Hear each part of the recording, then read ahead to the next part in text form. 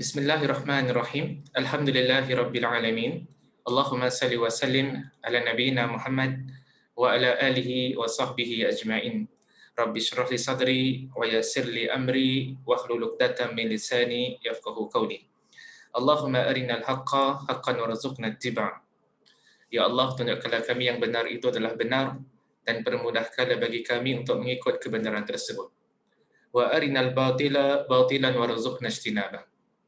Ya Allah, tunjukkanlah kami yang batil itu adalah batil dan permudahkanlah bagi kami untuk menjauhkan diri daripada kebatilan tersebut. Wahdina limakhtulifa fihi minal haqqi biiznik. Bila kami petunjuk dalam isu-isu yang diperselisihkan dengan izin-Mu, innaka tahdi man tasha' ila siratim mustaqim. Sungguhnya Engkaulah memberikan petunjuk kepada siapa yang Kau inginkan ke jalan yang lurus. Na'udzu bikalimatillahi tammah min kulli syaitanin wahammah wa min kulli ainin lammah. Muslimin muslimat yang dirahmati Allah, pertama dan utama terimalah salam ukhuwah daripada saya. Assalamualaikum warahmatullahi wabarakatuh. Selamat datang saya ucapkan kepada semua ke dalam siri syariat dan kehidupan. Siri kita pada kali ini kita nak bincangkan tentang satu topik yang berkaitan yang kita namakan sebagai ruqyah syar'iyah dan ruqyah syirkiyah. Okay. Dan bila kita sebut tentang ruqyah ni, selalu yang kita kebiasaannya lah orang akan kaitkan ruqyah ni dengan rawatan, khususnya bagi mereka-mereka individu-individu yang barangkali terkena gangguan sihir, ataupun gangguan jin, ataupun gangguan syaitan. Jadi pada hari ini kita nak explore, menerokai dua istilah ini, ruqyah syar'iyah dengan ruqyah syirkiyah, dan kita nak lihat juga apakah perbezaan antara dua jenis ruqyah ini. Jadi kalau sekiranya antum ada komen, kalau saya ajukan soalan, antum ada komen, bolehlah dituliskan dekat ruangan chat box. Kalau sekiranya antum ada soalan, bolehlah antum tulis antum punya soalan dekat ruangan Q&A, question and answer. InsyaAllah kita akan cuba jawab soalan-soalan antum kalau sekiranya kita ada jawapan bagi soalan-soalan antum. Lebih khusus lagi, ini merupakan 4 subtopics ataupun main topics yang kita nak bahaskan pada pagi ini. Kita nak mulakan sebentar nanti dengan kita nak dedahkan kepada antum sekalian apakah yang dimaksudkan dengan ruqyah. Itu kita akan mulakan dengan pengertian ruqyah. Kemudian kita bahagian yang kedua kita akan lihat kepada pembahagian ruqyah. Classification of ruqyah. Bukan semua ruqyah tu berada di bawah satu kategori. Ruqyah ni dia ada 2 separate categories. Ada 2 kategori yang berbeza. Bahagian yang ketiga, kita nak sentuh tentang ruqyah syar'iyah. Apakah yang dimaksudkan dengan ruqyah syar'iyah? Apakah syarat-syarat ruqyah syar'iyah? Dan apakah ciri-cirinya? Dan bahagian yang terakhir pada pagi ini, kita nak sentuh tentang ruqyah syirkiyah. Which is directly opposite. Berlawanan dengan ruqyah syar'iyah adalah ruqyah syirkiyah. Apakah ciri-ciri ruqyah syirkiyah? Jadi itu merupakan topik perbincangan kita pada pagi ini. Mudah-mudahan Allah Subhanahu Wa Taala permudahkan untuk kita cover keempat-empat topik ni kan dalam jangka masa 1,5 jam insya-Allah taala. Saya nak mulakan dengan bahagian yang pertama terlebih dahulu, iaitu berkaitan dengan ruqyah. Sebelum kita nak bahaskan dengan lebih lanjut apa itu ruqyah syar'iyah, apa itu ruqyah syirkiyah, kita nak kenal dulu dengan istilah ruqyah ni. Yang kadang-kadang digunakan oleh ramai daripada kalangan orang-orang Islam, baik orang yang Arab ataupun orang yang bukan Arab, adalah satu kalimah yang seringkali digunakan, iaitu perkataan ruqyah. Saya nak ajukan satu soalan sebagai mukadimah pada pagi ini, dan kita harapkan respons antum dekat chat box. Apakah makna perkataan ruqyah dalam bahasa Melayu? Kalau ruqyah ni, kita kalau translate dalam bahasa Melayu, agak-agak apa perkataan dia? Okay. Ada komen daripada antum? Jadi ada yang berikan komen, ada yang mengatakan ruqyah dalam bahasa Melayu adalah mantra ataupun jampi. Okay. Jadi kita ada kata penyembuhan. Kan? Jadi kalau antum lihat perkataan ruqyah ni, memang daripada sudut bahasa dia ada kaitan dengan makna jampi. Itu kalau kita nak itulah translate ke dalam bahasa Melayu, salah satu istilah yang kita gunakan dalam bahasa Melayu adalah jampi. Kan? Ada yang tambah perkataan makna perubatan ataupun perubatan daripada segi Islam. Okay? Jadi kita akan lihat ruqyah ni dia ada kaitan dengan makna jampi. Bila kita kata jampi, maksudnya ada certain words yang kita baca. Dan suka saya nak kongsi dengan antum, yang ruqyah ni, dia bukan hanya dikhususkan untuk kita merawat kes-kes yang ada gangguan sihir sebagai contoh. Ruqyah juga boleh digunakan untuk merawat kes-kes yang bukan sihir. Ruqyah juga boleh digunakan untuk merawat penyakit-penyakit selain daripada sihir, selain daripada gangguan syaitan, yang kita akan bawa datang dalilnya daripada hadis Nabi SAW sebentar nanti insya-Allah taala. Jadi sebagai mukadimah, kita nak share dengan antum, ruqyah ni kalau kita nak simplifikan daripada sudut bahasa Melayu ada kaitan dengan makna jampi. Cuma kita semua maklum yang jampi ni dia ada banyak macam. Ada orang jampi dia baca ayat Quran. Ada orang jampi dia baca mantra-mantra yang syirik. Jadi the word jampi itself dalam bahasa Melayu ada yang termasuk dalam perkara yang disyariatkan, yang selari dengan ajaran Islam, dan ada juga jenis jampi-jampi yang syirik. Sama juga dengan ruqyah. Ruqyah ada yang dipanggil sebagai ruqyah syar'iyah yang bertepatan dengan syariat Islam, dan ada juga yang ruqyah syirkiyah yang tidak bertepatan dengan ajaran Islam. Okay. Ada yang tanya dekat chat box, Ustaz boleh jelaskan apakah ruqyah wahibi dan adakah ianya ruqyah syar'iyah atau ruqyah syirkiyah? Nanti kita kongsi dengan antum, macam mana kita nak tahu yang jenis ruqyah itu termasuk dalam kategori ruqyah syar'iyah. Ada syarat-syaratnya, kita akan kongsi dengan antum sebentar nanti insya-Allah taala. Maka bila kita dah tahu makna ruqyah tu ada kaitan dengan perkataan jampi, maka di sini ada beberapa perkataan yang kebiasaannya digunakan dalam kitab-kitab bahasa Arab yang ada kaitan dengan makna ruqyah ni. Ruqyah tadi yang sebelah kanan sekali saya kata kepada antum ada kaitan dengan makna jampi. Kemudian yang kat tengah-tengah tu kotak yang warna merah ada word marqiyun, al-marqi, kan, iaitu orang yang dijampi. Dalam erti kata yang lain, kalau saya baca Quran kepada seorang pesakit, pesakit saya itu dipanggil sebagai al-marqi. Kotak yang sebelah kiri sekali yang warna biru, ar-raqi. Siapa itu ar-raqi? Ar-raqi adalah orang yang baca jampi. Sekali lagi sebagai contoh, kalau saya baca Al-Quran kepada seorang pesakit, maka saya yang baca Quran ni, kan, yang melakukan jampi itu, yang baca jampi tersebut dipanggil sebagai raqi, ataupun senang kata dalam bahasa Melayu selalu kita panggil sebagai perawat. Raqi ni basically perawat. Al-marqi adalah si pesakit kebiasaannya. Ar-ruqyah adalah jampi yang kita bacakan kepada pesakit tersebut.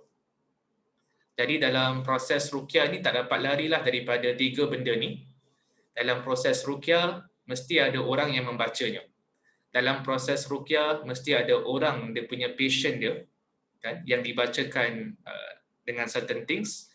Dan dalam proses ruqyah mesti ada ruqyahnya. Apa jampi dia? Apakah yang dibacakan? Okay, jadi itu adalah beberapa istilah yang berkaitan dengan perkataan ruqyah. Okey, jadi itu kita mulakan dengan satu yang simple lah. Jadi perbahasan pertama kita dah settle lah. Bila kita kata ruqyah ada kaitan dengan makna jampi. Okay. Sekarang yang kita nak go in detail adalah, Ustaz, adakah semua jenis ruqyah tu, adakah semua jenis jampi itu dibenarkan ataupun tidak?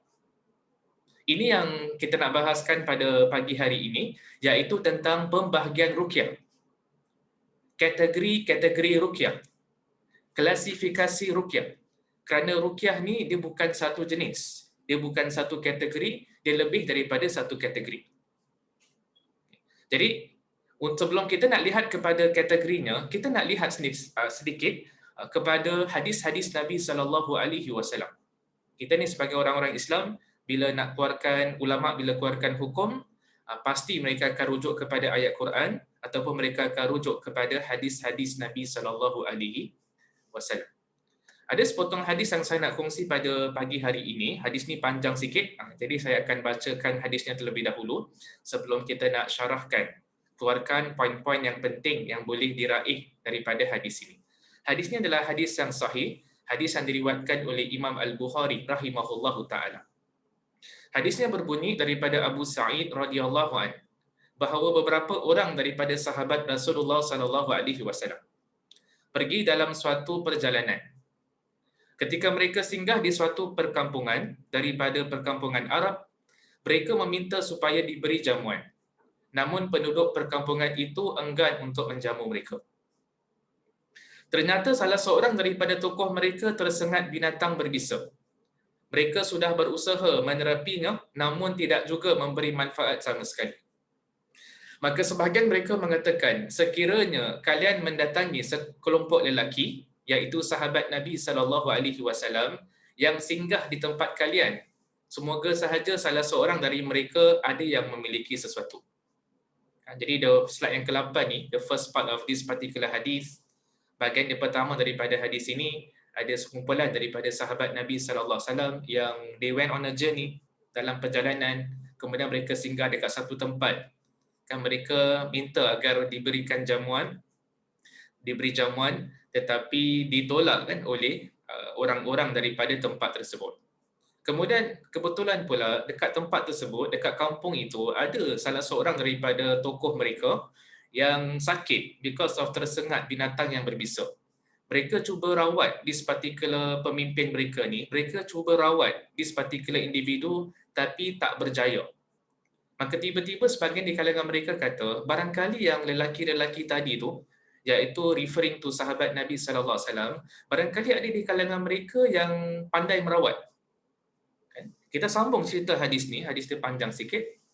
Lantas mereka mendatangi para sahabat Nabi sallallahu alaihi wasallam sambil berkata, wahai orang-orang, sesungguhnya pemimpin kami tersengat binatang berbisa dan kami telah berusaha menerapinya dengan segala sesuatu, namun tidak juga membuahkan hasil. Apakah salah seorang dari kalian memiliki sesuatu sebagai ubat? Salah seorang sahabat Nabi sallallahu alaihi wasallam menjawab, ya, demi Allah aku akan meruqyahnya, iaitu menjampinya. Akan tetapi demi Allah, sungguhnya kami tadi meminta kalian supaya menjamu kami. Namun kalian enggan menjamu kami. Dan aku tidak akan meruqyah, menjampinya sehingga kalian memberikan imbalan kepada kami. Jadi tadi dia dah enggan dah, yang orang penduduk kampung ni tadi tak nak berikan menjamu dis sahabat Nabi sallallahu alaihi wasallam. Lalu orang-orang kampung tu panggil yang sahabat Nabi, tanya, yang mereka inform, mereka khabarkan kepada sahabat Nabi yang pemimpin mereka ni terkena sengatan daripada binatang yang berbisa. Dan mereka tanya sama ada tak di kalangan sahabat Nabi sallallahu alaihi wasallam, orang-orang Islam ni, ada yang pandai merawat. Jadi salah seorang daripada sahabat Nabi sallallahu alaihi wasallam dia kata, ya, dia boleh merawat, dia boleh menjampi, dia boleh bacakan certain ruqyah, dia boleh bacakan jampi-jampi yang tertentu, tapi dengan syarat. Apa syaratnya? Dia kata dia tak akan ruqyahkan pemimpin itu, dia tak akan baca jampi kepada pemimpin tersebut sehinggalah orang-orang ini berikan mereka macam satu imbalan. Jadi dia akan ruqyah, dia akan jampi, tapi dia inginkan sesuatu in return. Kita sambung hadis ni. Lantas penduduk kampung itu menjamu mereka dengan menyediakan beberapa ekor kambing. Lalu salah satu sahabat Nabi sallallahu alaihi wasallam itu pergi dan membacakan Alhamdulillahirabbil alamin, iaitu surah Al-Fatihah, dan meludahkan kepadanya hingga seakan-akan pemimpin mereka terlepas dari tali yang membelenggunya dan terbebas daripada penyakit yang dapat membinasakannya. Abu Sa'id berkata, lantas penduduk kampung tersebut memberikan imbalan yang telah mereka persiapkan kepada sahabat Nabi sallallahu alaihi wasallam, dan sahabat Nabi yang lain pun berkata, bagilah.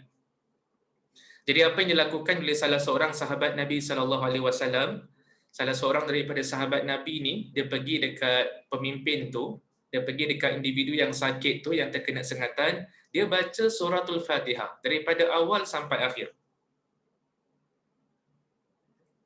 Dan bila dia baca suratul Fatihah, kebetulan pula dengan izin Allah Subhanahu wa taala, patient tu, pesakit tersebut sembuh dengan izin Allah Subhanahu wa taala. Lalu diberikan imbalannya, kan, diberikan sesuatu kepada sahabat Nabi sallallahu alaihi wasallam.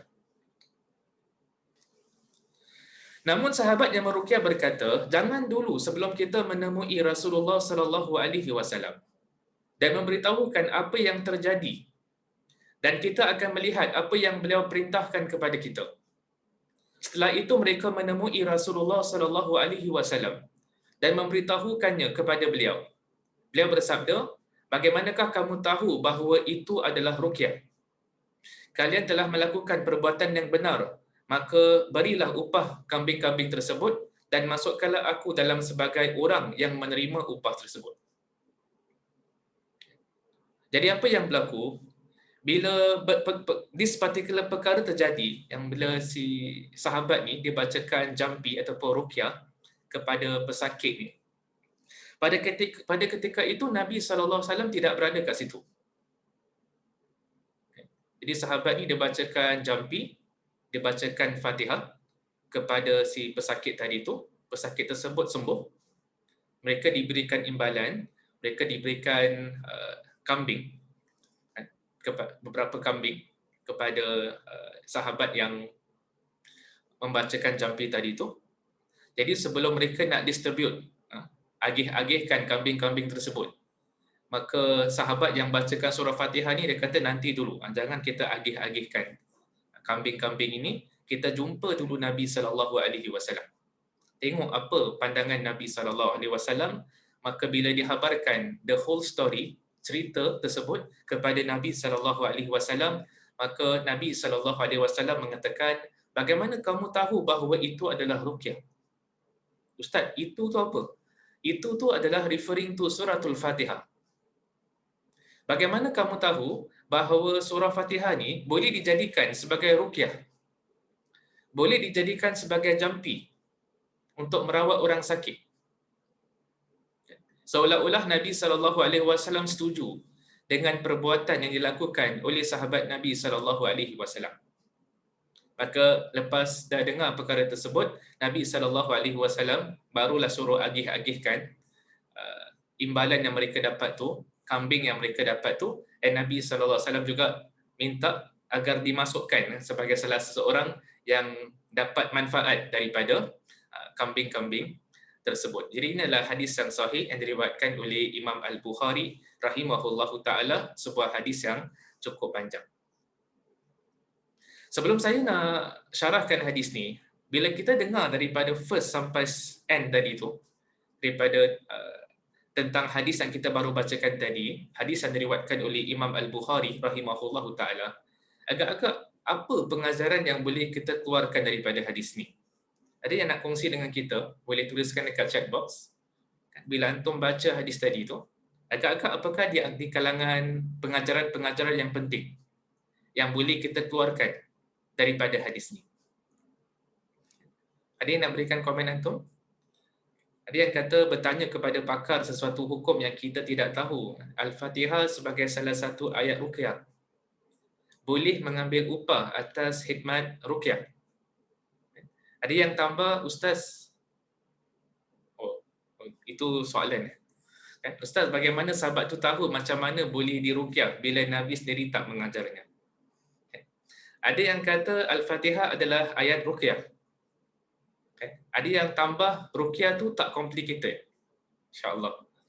Jadi komen-komen yang indah-indah belaka. Ada yang tambah Al-Quran itu adalah ruqyah. Jadi jawapan-jawapan, komen-komen yang baik.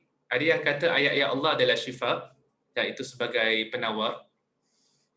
Jadi saya setuju dengan apa yang disebutkan oleh sebahagian di kalangan antum dekat ruangan chat box. Actually ada banyaklah pengajaran yang boleh kita keluarkan daripada hadis ini. Sebagaimana yang dikatakan tadi adalah surah Fatihah ni boleh dijadikan sebagai ruqyah. Kita nak rawat orang, tak semestinya baca surah panjang-panjang. Tak semestinya baca surah Ali Imran. Tak semestinya baca ayat-ayat yang tertentu.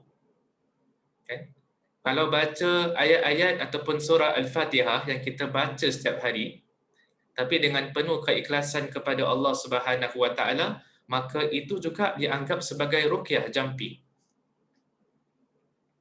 Dan suka kita kongsi dengan antum adalah seluruh, the entire of the Quran boleh kita gunakan untuk menjampi orang. Mana-mana ayat, tak kisah juz pertama ke, juz ke-15 ke, juz yang terakhir ke, asalkan dia ayat Quran, boleh digunakan dalam proses ruqyah. Boleh digunakan dalam merawat penyakit. Cuma kebiasaannya lah saya lihat kalau kita ni, orang-orang Melayu ataupun sebahagian orang Islam, ada yang kata yang ruqyah ni ada ayat-ayat yang tertentu. Kita kalau pergi kedai buku, kita pergi YouTube, nanti ada certain YouTube videos dia letak ayat-ayat ruqyah. And bila kita dengar kepada YouTube tersebut, kadang-kadang ayat-ayat ruqyah ni ada ayat-ayat yang tertentu. Kita nak kongsi dengan antum, the entire of the Quran boleh digunakan sebagai ayat-ayat ruqyah. Tak kisah antum nak baca surah Al-Baqarah ke, ayat kursi, surah Fatihah, surah Ar-Rahman, itu semua boleh digunakan dalam proses ruqyah. Dan seterusnya yang kita nak kongsi dengan antum, penggunaan ruqyah ni, iaitu ayat Quran untuk kita rawat orang, dia bukan khusus untuk kes-kes yang terkena gangguan syaitan. Dia bukan khusus bagi kes-kes yang terkena gangguan jin.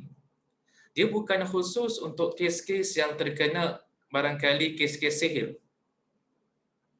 Kalau kita lihat dekat dalam hadis tadi, yang pemimpin, ketua kampung tadi tu yang sakit, dia bukan kena kerasukan. Kalau kita follow the story tadi, adalah dia sakit because dia terkena sengatan daripada binatang yang berbisa. Dan datang seorang sahabat Nabi SAW bacakan suratul Fatihah. Jadi poin yang kedua yang kita nak kongsi dengan antum adalah membacakan ayat Quran kan untuk merawat diri sendiri ataupun merawat orang lain, dia bukan khusus bagi kes-kes yang terkena gangguan syaitan ataupun sihir. Tapi Ustaz, kalau saya demam, saya pegang kepala, saya baca surah Fatihah, boleh ke tidak? Kita kata boleh. Itu termasuk dalam ruqyah syar'iyah. Ustaz, kalau saya pening, ada headache, kan saya pegang dekat tempat yang headache tu kepala, kemudian saya bacakan surah Al-Fatihah ataupun saya bacakan surah-surah yang lain. Dengan niat kita berdoa kepada Allah Subhanahu Wa Taala agar Allah memberikan kita kesembuhan. Boleh ke tidak? Boleh. Allah sebut dalam Quran, wa nunazzilu minal Qur'ani ma huwa shifaa'u wa rahmatul lil mu'minin. Kami turunkan Quran ini sebagai syifa, sebagai penawar, kan, dan juga sebagai rahmah bagi orang-orang yang beriman. Dan menurut sebahagian di kalangan ulama, syifa dekat sini, penawar dekat sini adalah bagi merangkumi penyakit-penyakit yang berbentuk spiritual ataupun penyakit-penyakit yang purely medical. Dalam masa sama juga, kita tak menafikan tentang kepentingan untuk kita merujuk kepada golongan para pakar perubatan. Kita rawat diri sendiri dengan menggunakan Quran, itu tidak menafikan kita minta expert punya advice. Kita merujuk kepada golongan yang pakar. Itu juga termasuk dalam ajaran Al-Quran. Allah sebut dalam Quran, fas'alu ahla dzikri in kuntum la ta'lamun. Bertanyalah kepada golongan ahli ilmu kalau sekiranya kamu tidak mengetahui. Hadis tadi juga menunjukkan kepada kita, boleh dalam kita merawat orang menggunakan ayat-ayat Al-Quranul Karim, boleh kita mengambil upah. Sebagaimana yang disyaratkan oleh sahabat Nabi sallallahu alaihi wasallam. Dia kata dia akan ruqyahkan, dia akan baca jampi, tapi dengan syarat mesti ada imbalan. Dan imbalan yang diberikan adalah beberapa ekor kambing. Jadi itu menunjukkan boleh bila kita melakukan rawatan, boleh mengambil upah. Cuma saya ingatkanlah, kalau boleh janganlah kita set satu harga yang terlampau tinggi.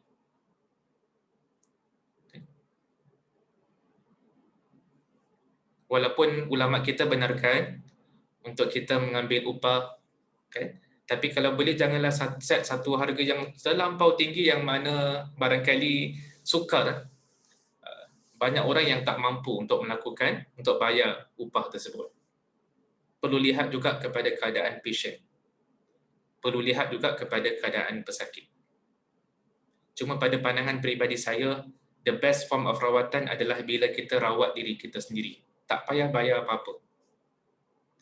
Tak payah panggil mana-mana individu datang rumah untuk rawat kita. Kita yang rawat diri kita sendiri. Macam mana caranya kita akan sebut sebentar nanti, insya-Allah taala. Jadi actually ada banyak lagi lah pengajaran-pengajaran yang boleh kita raih daripada hadis ini. Cuma itu adalah di antara pengajaran-pengajaran yang penting, kan, yang berkaitan dengan hadis tadi. Jadi yang ruqyah jenis yang tadi itu adalah ruqyah syar'iyah. Menjampi dengan menggunakan ayat Quran termasuk dalam ruqyah syar'iyah. Ruqyah yang bertepatan dengan syarak. Ruqyah yang bertepatan dengan ajaran Islam. Bahkan di-endorse, kan? Dipersetujui oleh Nabi SAW.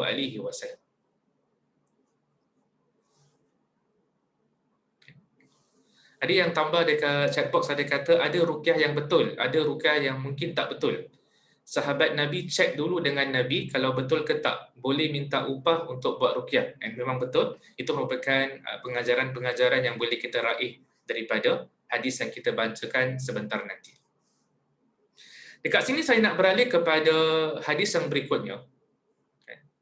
Hadis yang berikutnya berbunyi, hadisnya pendek sahaja, hadis yang diriwayatkan oleh Imam Abu Dawud rahimahullahu taala, kata Rasul sallallahu alaihi wasallam, inna ruqa wat tamaim wat tiwalah syirkun. Yang artinya sesungguhnya ruqa, tamaim dan tiwalah adalah syirik. Jadi ada beberapa istilah yang barangkali new for some of us. Barangkali ada yang dah tahu makna hadis ini. Jadi dalam hadis ini Nabi sebutkan tentang 3 perkara yang termasuk dalam syirik. Yang pertama adalah ruqa. Yang kedua adalah at-tamaim. Yang ketiga adalah at-tiwalah. Jadi kita nak bahaskan each istilah ni. Yang pertama sekali adalah ruqa. Ruqah ni dalam bahasa Arab adalah kata jamak ataupun the plural version of ruqyah. Tadi kita sebut tentang ruqyah tu jampi. Ruqah ni dia punya plural version. Kata jamak. Jadi which means jampi-jampi. Tamaim pula adalah jamak. Kata jamak, the plural version of perkataan tamimah yang kita akan bahaskan sebentar nanti. Dan istilah yang ketiga adalah at-tiwalah. Jadi ruqa ataupun ruqyah disifatkan dalam hadis ni sebagai syirik. Ustaz, macam mana Ustaz? Hadis ni kata ruqa iaitu ruqyah tu syirik. Tapi hadis Bukhari tadi sebelum ni, Nabi kata, macam mana kamu tahu yang surah Fatihah tu adalah ruqyah? So ada tak pertembungan antara dua hadis ini? Kita kata tak ada pertembungan, tak ada contradiction. Adapun ruqyah yang dimasukkan dalam hadis ini, kata para ulama kita, adalah ruqyah yang ada unsur-unsur syirik. Adapun hadis yang kita baca, hadis yang panjang tadi dalam Sahih Al-Bukhari, yang baca surah Al-Fatihah, itu termasuk dalam ruqyah syar'iyah. Ruqyah yang bertepatan dengan ajaran Islam. Ruqyah yang bertepatan dengan syariat Islam. Jadi kalau kita baca benda-benda yang syirik, maka jadilah dia sesuatu yang syirik. Dan jampi-jampi yang syirik dah wujud dah daripada zaman Nabi SAW. Dia bukan benda yang baru yang hanya wujud pada zaman ini. Sejak zaman Nabi SAW sudah ada wujudnya jampi-jampi yang syirik. That is why Nabi berikan peringatan ni. Nabi kata inna ruqa wat tamaim wat tiwala syirkun. Oleh kerana kewujudan jampi-jampi yang syirik pada zaman Nabi SAW, that is why Nabi sebut this particular statement.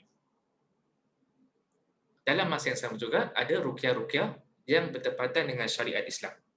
Dan kita akan menerokainya sebentar nanti insya-Allah taala.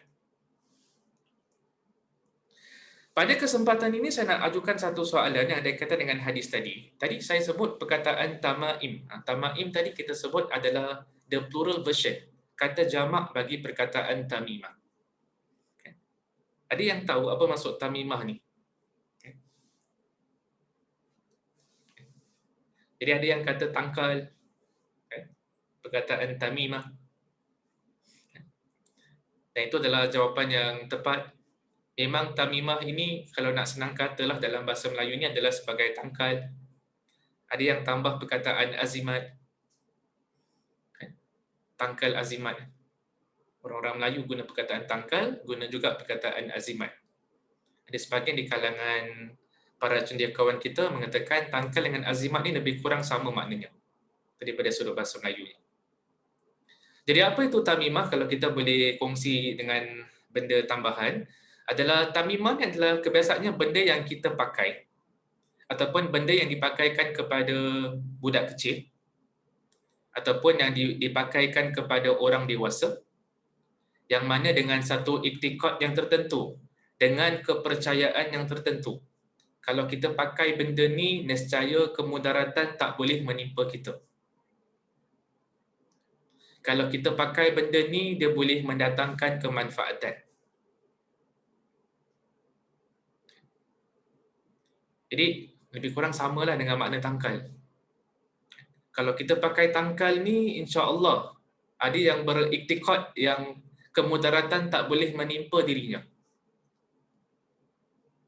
Ataupun boleh mendatangkan kemanfaatan. Itu dalam bahasa Arabnya dipanggil sebagai tamaim. Dalam bentuk plural, bentuk singularnya adalah tamimah. Sedang kata dalam bahasa Melayu dipanggil sebagai tangkal. And tangkal ni ada dua jenis. Ada tangkal yang memang clearly tak dibenarkan kerana ada kata-kata syirik. Itu memang clear cut tak boleh. Cuma ada sejenis tangkal pula yang menjadi perbahasan di kalangan ulama, tangkal-tangkal yang dituliskan dengan ayat Quran. Tangkal-tangkal yang dituliskan dengan nama-nama Allah Subhanahu Wa Taala. Jadi ustaz macam mana ustaz? Kalau tangkal yang ada perkataan-perkataan syirik tu easy to detect lah. Memang tak boleh bagi orang Islam pakai. Tapi kalau tangkal-tangkal yang ada ayat Quran, kan ada tangkal kemudian ada paper dia, dan paper tersebut pula tulis surah Al-Fatihah. Paper tersebut pula tulis surah Qul Huwallahu Ahad ataupun surah An-Nas ataupun surah Al-Falaq ataupun ayat kursi. Boleh tak seorang Muslim pakai tangkal yang ada tulisan-tulisan ayat-ayat Al-Quran ataupun nama-nama Allah Subhanahu Wa Taala? Bila kita cek perbahasan ini di kalangan para ulama silam, kita akan dapati ada dua pandangan di kalangan para ulama silam. Majoriti di kalangan para ulama mengatakan hatta tangkal-tangkal yang dituliskan ayat Quran sewajarnya dielakkan. Tidak sepatutnya digunakan oleh orang-orang Islam. Itu satu pandangan dan itu merupakan pandangan majoriti. Ada juga pandangan sebahagian di kalangan para ulama silam yang membenarkan penggunaan tangkal yang ada tulisan ayat-ayat Al-Quranul Karim. Memang pandangan itu wujud. Tapi kalau antum tanya pada saya ni lebih cenderunglah pada pandangan mengatakan all jenis tangkal, semua jenis tangkal sama ada yang dituliskan ayat Quran ataupun yang dituliskan nama-nama Allah ataupun yang dituliskan dengan benda-benda yang tidak difahami ataupun yang dituliskan dengan perkataan-perkataan selain daripada Al-Quran ataupun hadis, maka sewajarnya dielakkan. Kenapa ustaz dielakkan? Adalah kerana takut-takut dia create satu iktikad keyakinan di kalangan orang Islam, aku kalau pakai tangkal ni insya-Allah tak ada kemudaratan. Tapi kalau aku tak pakai tangkal ni, nanti kemudaratan bakal menimpa. Takut-takut dia create satu iktiqad ataupun keyakinan yang penggunaan tangkal itu boleh menyebabkan kita terhindar daripada kemudaratan. Takut-takut kita lupa pergantungan kita kepada Allah Subhanahu Wa Taala. Kita bergantung kepada tangkal itu lebih daripada kita bergantung kepada Allah Subhanahu Wa Taala. Habis Ustaz nak buat apa Ustaz? Kalau nak protect diri sendiri, itu yang kita kongsi sebentar nanti, insya-Allah Ta'ala. Soalan yang berikutnya yang saya nak ajukan kepada antum, kalau tadi tentang perkataan tamaim ataupun tamimah, kita nak beralih kepada istilah yang kedua yang ada kat dalam hadis tadi itu adalah perkataan tiwalah. Ada yang barangkali nak kongsi dengan kita, barangkali antum pernah baca hadis ni. Tiwalah ni apa benda? Adalah istilah bahasa Arab. Jadi ada yang kata tiwalah tu ada kaitan dengan pemikat. Memang betul, tiwalah ni senang kata dia ada kaitan dengan ilmu pengasih.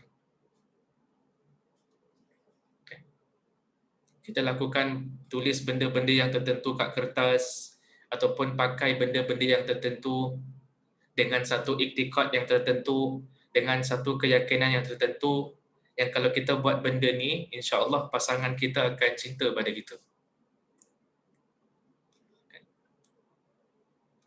Jadi ilmu pengasih, ataupun senang katalah kalau dalam istilah kita yang kita gunakan ada kaitan dengan ilmu pengasih. Ustaz, ilmu pengasih ni halal ke haram? Kita kata ilmu pengasih ni adalah hukumnya haram. Tak dibenarkan.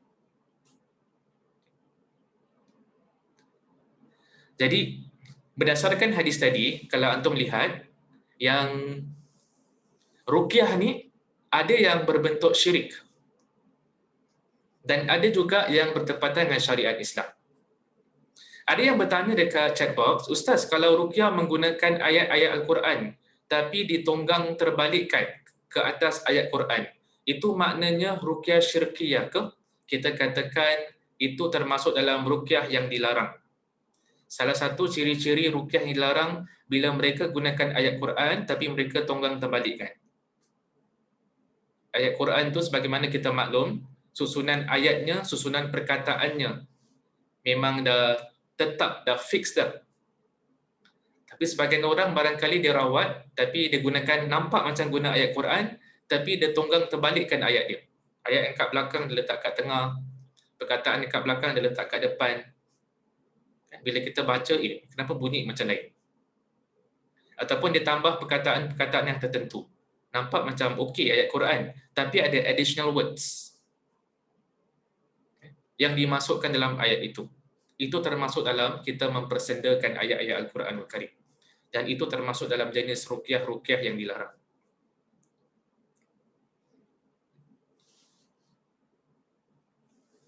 Jadi berdasarkan hadis yang kita baca tadi, kita dapat simpulkan yang ruqyah ni ada dua.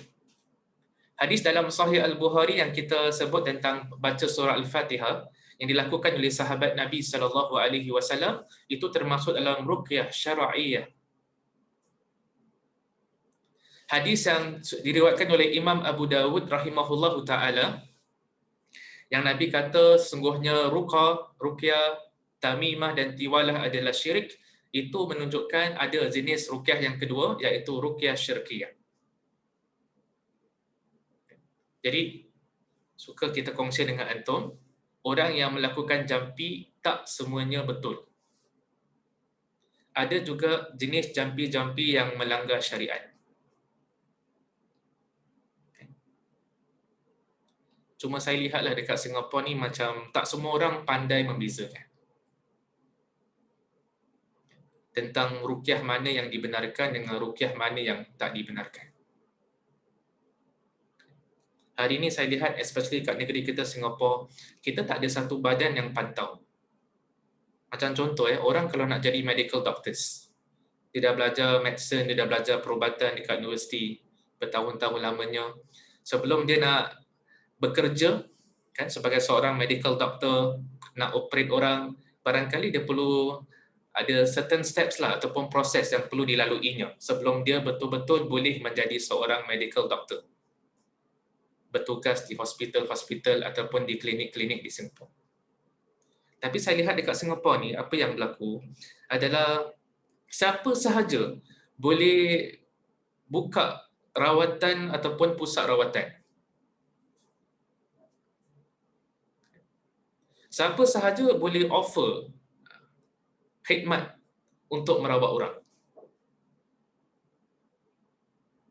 Tanpa ada satu badan yang betul-betul pantau. Yang ini rawatan dia selari dengan syariat ataupun tak selari dengan syariat. Dan kita ni, saya lihat orang-orang Melayu ni, kita banyak dengar rekomendasi orang. Orang ni pandai rawat, orang ni pandai rawat, kita pun pergi. Tanpa kita tahu yang that particular rawatan adalah ruqyah syirqiyah. Kita pun sangka baik dengan orang tersebut, tapi kita tak tahu yang dia guna cara ruqyah syirqiyah. Jadi suka saya kongsi dengan antum, tak semua jenis rawatan yang ada di luar sana itu bertepatan dengan syariat Islam.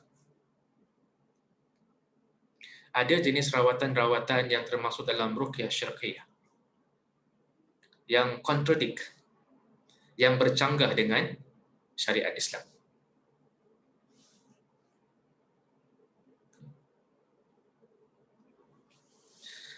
Seterusnya saya nak beralih kepada perbahasan yang ketiga pada pagi hari ini ataupun tengah hari ini, almost tengah hari. Jadi Ustaz, kalau kita tahu yang ruqyah tu terbagi kepada dua bahagian, ada ruqyah syar'iyah dengan ruqyah syirkiyah. The issue here is, macam mana kita nak tahu yang satu jenis rawatan itu termasuk dalam ruqyah syar'iyah? Apakah ciri-cirinya? Jadi ruqyah syar'iyah dapat dikenali melalui ciri-ciri yang tertentu. Sebelum saya pergi dekat ciri-ciri ruqyah syar'iyah, jadi antum lihat perkataan ruqyah syar'iyah ni dia ada dua perkataan. Perkataan pertama ruqyah. Perkataan yang kedua adalah syar'iyah. Tadi ruqyah kita dah explain kepada antum, ruqyah ni senang kata orang Melayu panggil jampi. Syar'iyah ni datang daripada perkataan syara'. Senang kata syar'iyah ni adalah yang bertepatan dengan ajaran Islam.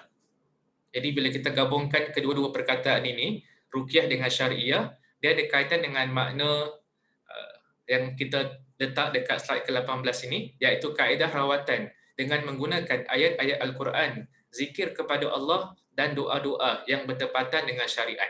Kita masukkan dengan syariat adalah ajaran Islam. Jadi antara ruqyah syariah, jampi yang boleh digunakan dalam ruqyah syariah adalah menggunakan ayat-ayat Al-Quranul Karim. Macam sahabat tadi, dia baca surah Al-Fatihah. Ustaz, kalau saya tak nak baca surah Al-Fatihah, saya nak baca surah yang lain, boleh tak? Kita nak baca surah Al-Falaq, kita nak baca surah An-Nas, boleh ke tidak? Boleh, kerana dia ayat Quran. Antum nak baca surah-surah yang pendek, silakan. Antum nak baca surah-surah yang panjang pun silakan. Ustaz, saya nak ruqyah diri saya, Ustaz, dengan surah Al-Kawthar. Inna a'tainakal kawthar fasalli li rabbika wanhar inna syani'aka huwal abtar. Boleh ke tidak? Boleh, kerana dia termasuk dalam ayat Quran.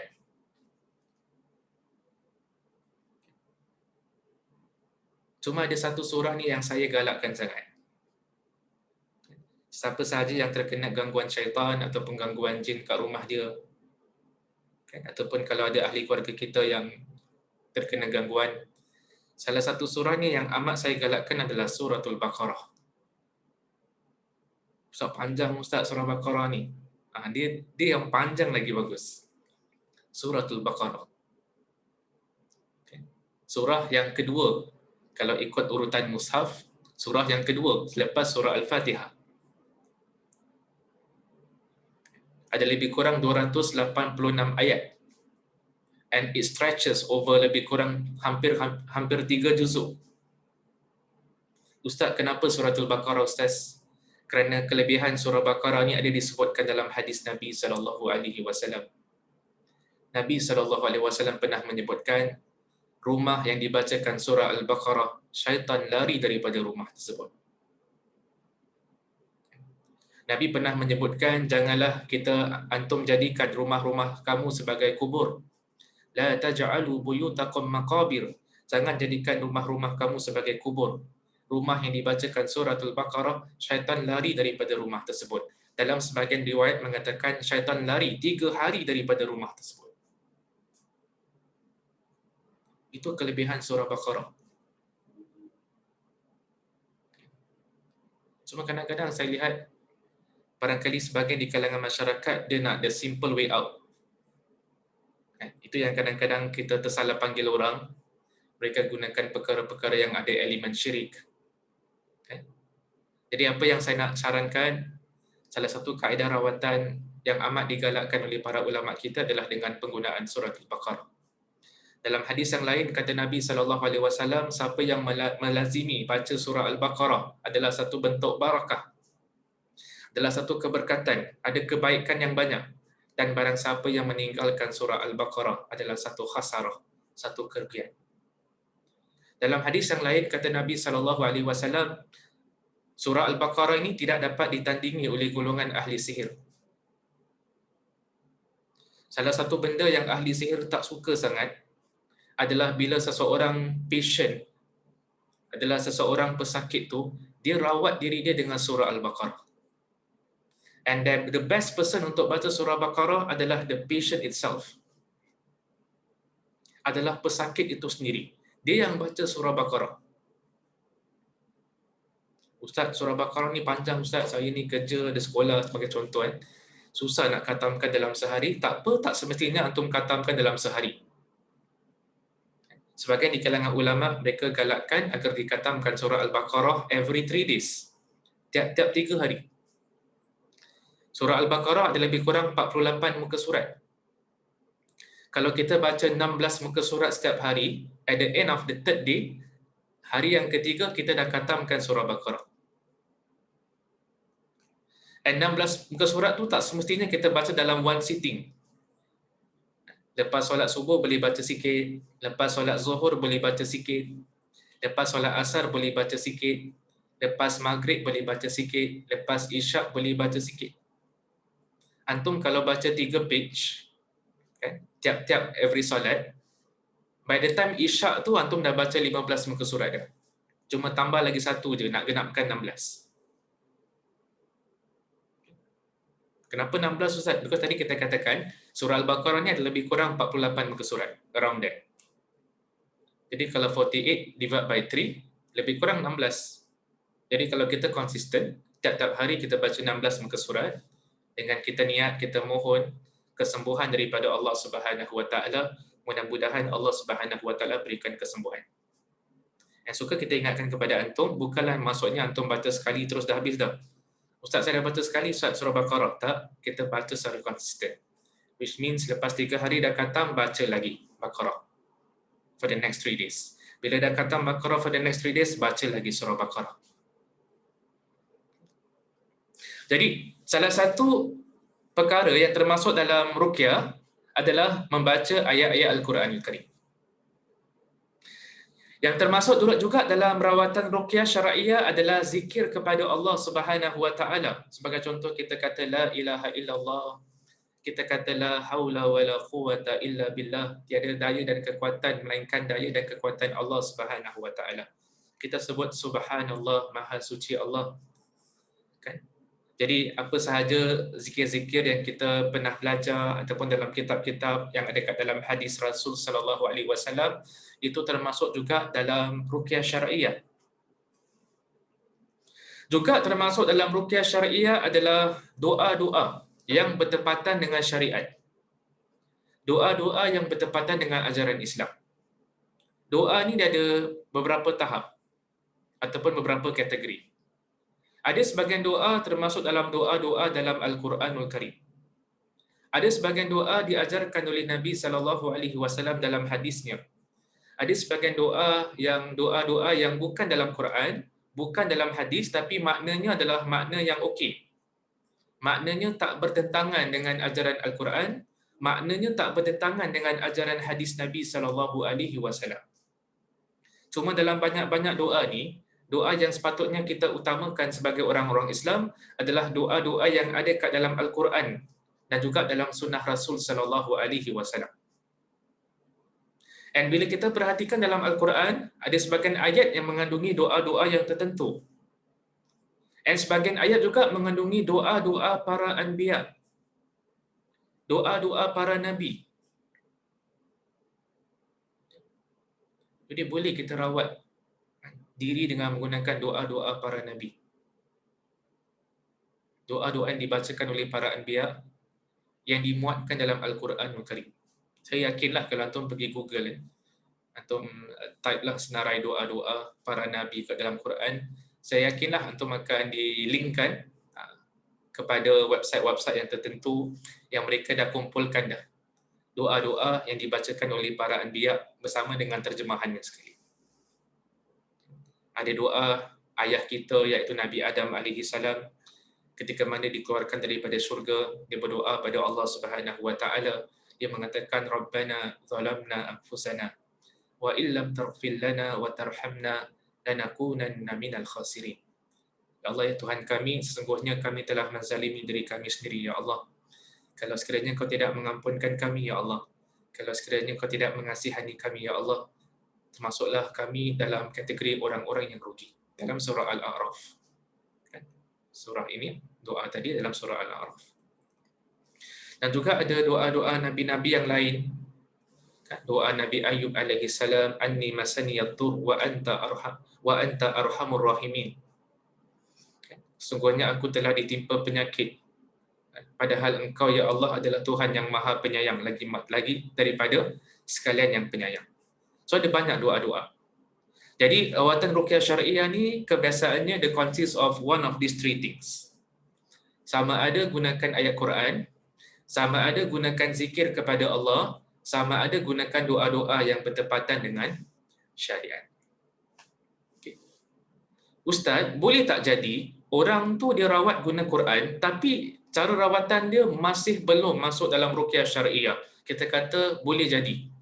Walaupun dia gunakan Quran, walaupun dia gunakan zikir, walaupun dia gunakan doa, tapi kalau tak fulfill syarat-syarat yang diletakkan pada slide yang ke-19 ini, masih belum lagi kita kategoriskan dia under ruqyah syariah. Jadi apakah syarat-syarat ruqyah syariah? Yang pertama sekali kata para ulama adalah menggunakan Al-Quran atau zikir kepada Allah atau doa yang disyariatkan. Itu yang tadi kita dah kongsi dengan antum. Ruqyah syariah ni mesti consist of one of these three things. Tak boleh dia baca benda-benda yang pelik, yang tidak difahami maknanya. Dan suka saya ingatkan kepada antum sekalian, kalau ada mana-mana orang ajarkan kita satu bacaan doa ataupun zikir yang kita sendiri tak faham maknanya, maka jangan amalkan. Takut-takut dia mengandungi perkataan-perkataan yang barangkali ada unsur-unsur kesyirikan. Mana-mana zikir yang kita baca perlu difahami. Mana-mana doa yang kita baca perlu kita fahami. Dan mana-mana ayat Quran yang kita baca sebaiknya kita faham ayat tersebut. Intipatinya.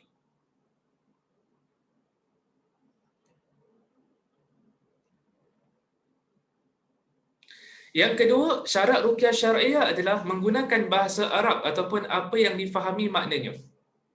Jadi mesti difahami. Jangan baca benda-benda yang kita sendiri tak faham. Dan tak semestinya benda tu bahasa Arab adalah benda yang okey. Kerana orang-orang Arab pun ada ahli sihir. Orang-orang Arab pun ada yang buat benda-benda syirik. Bahkan dekat internet, ada juga certain PDF file, buku-buku dalam bahasa Arab yang orang ingatkan okey, tapi sebenarnya dia tengah ajar benda-benda syirik. Sebahagian kitab ni dekat online, dia tengah ajar macam mana nak buat sihir. Dan kitab-kitab tersebut adalah kitab dalam bahasa Arab. Jadi jangan kita terpedayalah, kita tengok, bagus kitabnya Arab lah. Mesti benda yang bagus. Tak semestinya. Kerana di kalangan orang-orang Arab pun ada ahli sihir. Di kalangan orang-orang Arab pun ada yang melakukan benda-benda yang syirik. That's why perlu kepada ilmu. Sebelum kita amalkan sesuatu, kita kena faham dulu apa yang kita nak amalkan ni. Al-Imam Al-Bukhari rahimahullahu ta'ala menyebutkan, al-ilmu qabla al-qawli wal-amal. Hendaklah kita berilmu terlebih dahulu sebelum kita beramal, mengamalkan sesuatu, sebelum kita melakukan sesuatu. Syarat yang ketiga bagi ruqyah syar'iyah adalah beriktikad bahawa ruqyah tidak memberikan pengaruh melainkan dengan izin daripada Allah Subhanahu wa taala. And this is very very important. Yes, kita baca Al-Quran. Yes, kita baca zikir. Yes, kita baca doa. Cuma saya nak ingatkan, bukan bacaan kita yang sembuhkan kita. Ada orang barangkali dia sakit dia diuji dengan Allah dengan certain penyakit yang ada kaitan dengan gangguan syaitan. Lalu dia komplain, dia kata, saya dah baca ayat kursi, tak ada apa-apa pun. Saya dah baca dah surah Al-Baqarah, tadi Ustaz suruh khatamkan Baqarah 3 hari. Saya dah baca, tak ada apa-apa pun Ustaz. Bahkan lagi teruk. Suka kita kongsi dengan antum. Walaupun ulama kita sarankan suruh baca Al-Quran, suruh baca zikir, suruh baca doa-doa yang disyariatkan, bukan bacaan kita yang sembuhkan kita. Penyembuhan, kesembuhan tidak terletak pada tangan kita. Kesembuhan tidak juga terletak di tangan perawat. Tapi kesembuhan itu terletak pada Allah Subhanahu wa taala. Dan kita, especially kalau ada orang yang terkena gangguan, antum tak boleh cepat putus asa. Juga kita kongsi dengan antum, bila antum dah bertekad untuk merawat diri antum dengan membaca Al-Quran ataupun zikir ataupun doa, nanti golongan syaitan ataupun jin yang mengganggu antum, mereka akan ganggu lagi. Kenapa mereka ganggu? Adalah kerana mereka tak suka dengan rawatan ni. Jadi sebab antum akan dapati, kalau kita kenal orang-orang yang terkena gangguan, antum akan dapati semakin mereka nak beramal, nanti ada benda yang kurang elok yang akan macam seolah-olah terjadi kepada mereka. Sebagian orang terkena gangguan, kalau nak pergi masjid je kaki sakit. Kalau pergi tempat lain, kaki tak sakit. Sebagian orang kalau terkena gangguan, bila nak baca surah Baqarah je, tiba-tiba mengantuk. Tapi kalau tengok TV, cerita Just Fala, baca surat khabar, baca Straits Times, semua okey je. Bila nak baca Quran je rasa ngantuk. Tapi suka saya kongsi dengan antum lah, bukan semua orang yang tiba-tiba mengantuk tu terkena gangguan, tidak. Jadi, kita kena tanamkan keyakinan dalam hati kita, bukan bacaan kita yang sembuhkan kita. Kita cuma berusaha. Yang memberikan kesembuhan itu adalah Allah Subhanahu wa taala. Menurut para ahli ulama kita, ramai di kalangan ulama kita berpandangan Nabi SAW juga disihir. Dan Nabi SAW, according to sebagian ulama, mengambil lebih kurang 6 bulan baru dapat kesembuhan daripada Allah Subhanahu wa taala. Kalau Nabi SAW yang sembuh 6 bulan, baru sembuh daripada sihirnya, apatah lagi orang yang bukan Nabi SAW. Jadi ini merupakan di antara syarat-syarat ruqyah syar'iyah. Dia mesti mengandungi bertepatan dengan tiga-tiga syarat yang digariskan oleh para alim ulama kita.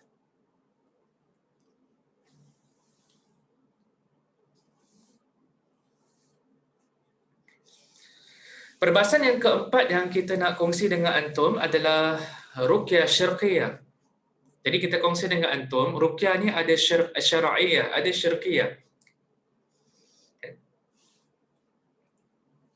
Jadi ruqyah syarqiyah ni apa Ustaz? Senang kata ruqyah syarqiyah ni adalah jampi-jampi yang ada unsur-unsur kesyirikan. Sebagaimana kita semua maklum, syirik itu adalah sesuatu perkara yang diharamkan oleh Allah Subhanahu wa taala. Bahkan ada banyak hadis-hadis Nabi SAW yang Nabi sentuh tentang pengharaman syirik. Apa sahaja perkara yang mengandungi perkara syirik, apa sahaja perkara yang boleh membawa kepada kesyirikan, kebiasaannya akan diharamkan oleh Allah akan diharamkan oleh Nabi SAW. Jadi sesuai dalam Islam tak dibenarkan bagi kita untuk jumpa tok bomoh yang memang merawat dengan menggunakan perkara-perkara kesyirikan. Jumpa je tak boleh. Pergi rumah dia, nak minta pandangan dia, tak dibenarkan. But the issue here is, Ustaz, macam mana nak tahu yang satu rawatan tu adalah rawatan yang bukan ruqyah syar'iyah? Satu rawatan tu dia consists of ruqyah syar'iyah ataupun dia mengandungi perkara-perkara yang bertentangan dengan syariat Islam. Maka pada hari ini kita nak kongsi dengan antum beberapa ciri-ciri kan untuk kita mengenal pasti satu rawatan itu bercanggah dengan syariat. Yang pertama sekali adalah bila ada penggunaan jampi-jampi syirik. Dia bacakan mantra-mantra yang tertentu yang antum pun tak faham. Kadang-kadang orang yang belajar bahasa Arab pun tak faham apa dia baca. Kerana dia baca tu bukan ayat Quran. Kerana yang dia baca tu bukan zikir-zikir yang diajarkan oleh Nabi. Kerana yang dibacakan itu adalah bukan doa-doa yang diajarkan oleh Nabi SAW. Bahkan dia consist of mantra-mantra, jampi-jampi yang syirik. Kadang-kadang mantra-mantra ini, jampi-jampi ini ditiupkan dekat air. Lalu disuruh orang tu minum, pesakit minum, disuruh orang tu mandi. Suka saya ingatkan, kalau yang kita bacakan adalah ayat Quran, dibacakan ke air, kemudian diminum, itu tak ada apa-apa. Itu ruqyah syar'iyah. Kalau yang kita bacakan adalah ayat Quran yang betul, kemudian dibacakan ke air, kemudian kita mandi dengan air tersebut, itu masih termasuk dalam ruqyah syar'iyah, dibenarkan. Tapi yang kita maksudkan adalah jampi-jampi yang syirik. Dibacakan dekat air, kemudian ditiup ke air tersebut, kemudian suruh pesakit minum. Itu termasuk dalam jampi syirik. Dibacakan dekat air dengan jampi-jampi syirik, kemudian suruh orang tu mandi dengan air tersebut. Itu juga termasuk dalam perkara yang tak dibenarkan dalam Islam. Bukan saja tak dibenarkan dalam Islam, siapa saja yang minum air itu, siapa saja yang mandi dengan air tersebut, dia akan create more problem. Bila kita minum air yang ada jampi syirik ni, dia memudahkan bagi golongan jin dengan syaitan untuk masuk ke dalam badan kita. That is why we must be very, very careful bila orang kata, okay, ni air jampi, awak minum, awak sakit kan? Nak tanya dulu, ni jampi apa ni? Adakah yang dimasukkan dengan jampi kat sini ayat Quran? Adakah yang dimasukkan dengan jampi kat sini doa-doa ataupun zikir-zikir yang bertepatan dengan ajaran Al-Quran dan hadis? Ataupun jampi yang dimasukkan kat sini adalah jampi-jampi yang tidak difahami maknanya? Jampi-jampi yang memang jelas kesyirikan. Jangan sekali-sekali minum air jampi yang antum tak tahu sumber dia apa. Apa yang dibacakan. Kerana kalau sekiranya itu adalah jampi syirik, dia memudahkan golongan jin dan syaitan untuk masuk ke dalam tubuh badan orang yang minum tu. And they create more problem. Ciri rawatan yang bercanggah dengan syariat yang kedua adalah bila ada telikan. Amalan telik menilik. Dalam erti kata yang lain, kadang-kadang sebagian orang ni dia kata yang dia pandai rawat, and dia pergi kat satu rumah tu, dia boleh tahu ada berapa banyak jin yang duduk kat rumah tu. Dia masuk satu rumah, dia kata, oh, dekat dalam hall ni ada 5 jin. Dekat bilik pertama ada lagi 10. Dekat dapur ada 5. Dekat bilik yang kedua, bilik ketiga ada 10. Dia boleh seolah-olah dia boleh nampak jin. Saya sarankanlah kalau antum kenal sesiapa yang mana dia kalau pergi kat satu kawasan and dia boleh lihat jin, kan, and dia kata dia pandai rawat, tapi cara rawatan dia tak guna Quran, saya khawatir sangat cara rawatan tersebut adalah tidak selari dengan ajaran Islam. Ataupun dia kalau tengok dekat satu orang ni, dia kata, oh, dalam badan awak ni ada 60 jin. Orang-orang yang mengamalkan ruqyah syar'iyah tak boleh melihat jin. Jin ni hukum asal tak boleh dilihat manusia kecuali kalau mereka transform dalam bentuk yang tertentu. Kecuali kalau mereka bertukar dalam bentuk binatang, boleh manusia lihat sebagaimana dilihat oleh sebahagian sahabat Nabi SAW dalam hadis-hadis yang sahih. Syaitan ataupun jin kalau dia transform dalam bentuk manusia boleh dilihat. Tapi selagi mana dalam bentuknya yang asal, maka tak boleh dilihat oleh seorang Muslim. Jadi mana-mana perawat, dia kata yang dia boleh lihat kan, berapa banyak jin yang ada dekat satu tempat, dekat dalam tubuh badan seseorang, saya khawatir sangat. Yang rawatan tersebut adalah rawatan yang tidak selari dengan syariat Islam. Ciri rawatan yang bercanggah dengan syariat yang ketiga adalah bila ada penggunaan tangkal yang tadi kita sebutkan sebagai tamaim ataupun tamimah. And kita perhatikan tangkal ni ada banyak sangat jenis dia. Ada tangkal untuk melindungi rumah, pagar rumah. Ada tangkal untuk melindungi diri si pesakit. Ada tangkal digunakan untuk melindungi keluarga si pesakit. Ada tangkal digunakan untuk melindungi kenderaan. Ada tangkal yang digunakan sebagai penggerun. Jadi orang kalau lihat dia, mereka akan rasa gerun, takut. Ada tangkal yang digunakan untuk tujuan penunduk. Orang akan tunduk kat dia. Ada tangkal yang digunakan untuk pelaris. Banyak sangat tangkal. Sampai kita pun tak hafal. Yang pentingnya, kalau involve penggunaan tangkal, kan, sebaiknya adalah dielakkan. Takut-takut itu termasuk dalam ciri-ciri rawatan yang bercanggah dengan syariat Islam. Yang keempat adalah penggunaan wafak. Wafak ni juga tujuannya digunakan adalah sebagai perlindungan. And kebiasaan ni dia datang dalam bentuk numbers, tulisan-tulisan angka-angka dalam bahasa Arab. Kita akan tunjukkan gambar dia selepas slide ni. Contoh-contoh wafak yang ada, ditulis kat kertas ataupun dekat baju dengan angka-angka yang tertentu dalam bahasa Arab. And dipercayai bahawa sesungguhnya dengan kita menggunakan benda ni, dia serves as a protection.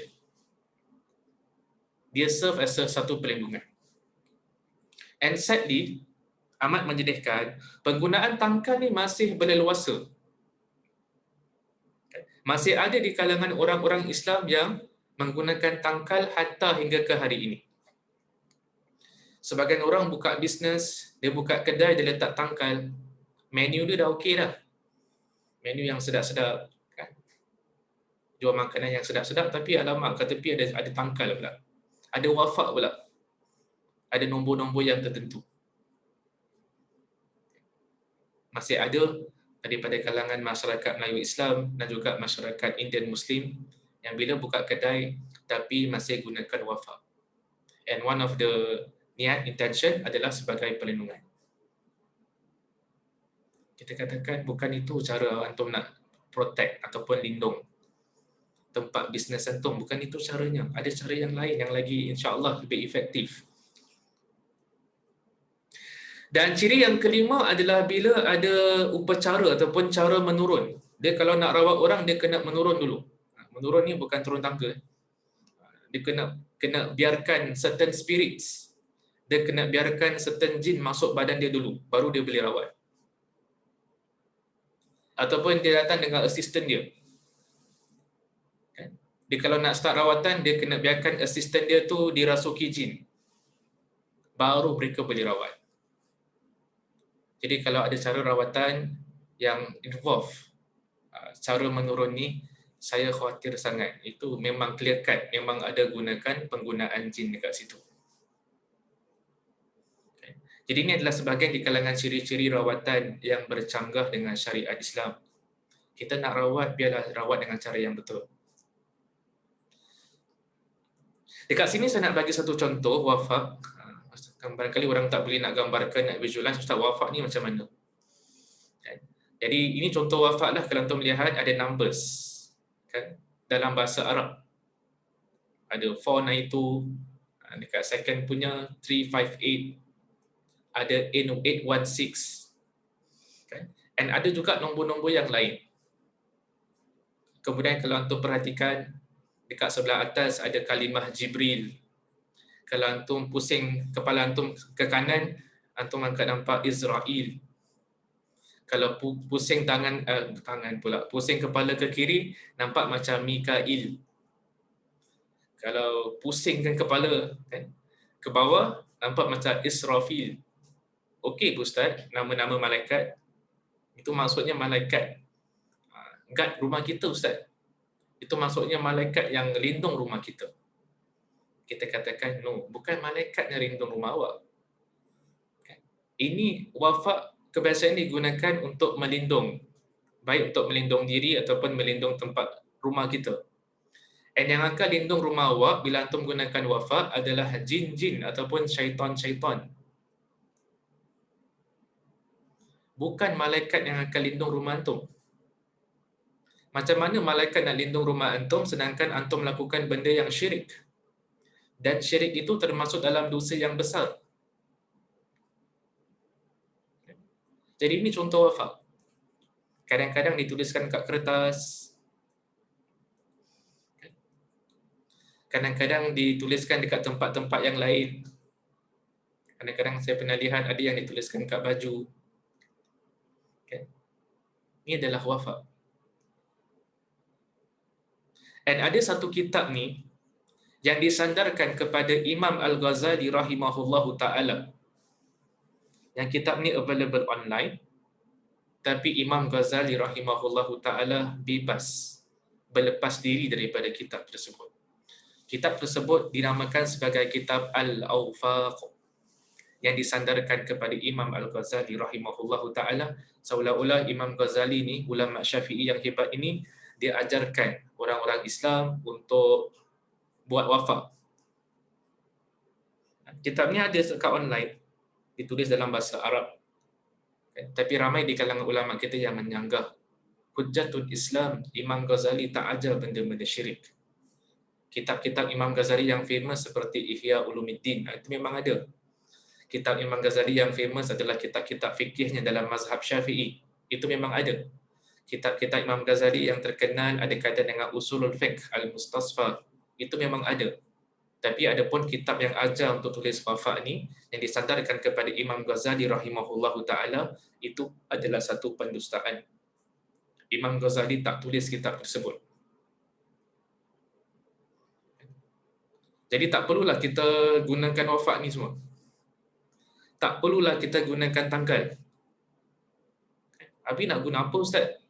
Tadi saya katakan kepada antum, ruqyah syariah ni ada 3 benda kita boleh choose. Ayat Quran, zikir kepada Allah dan doa kepada Allah Subhanahu wa taala.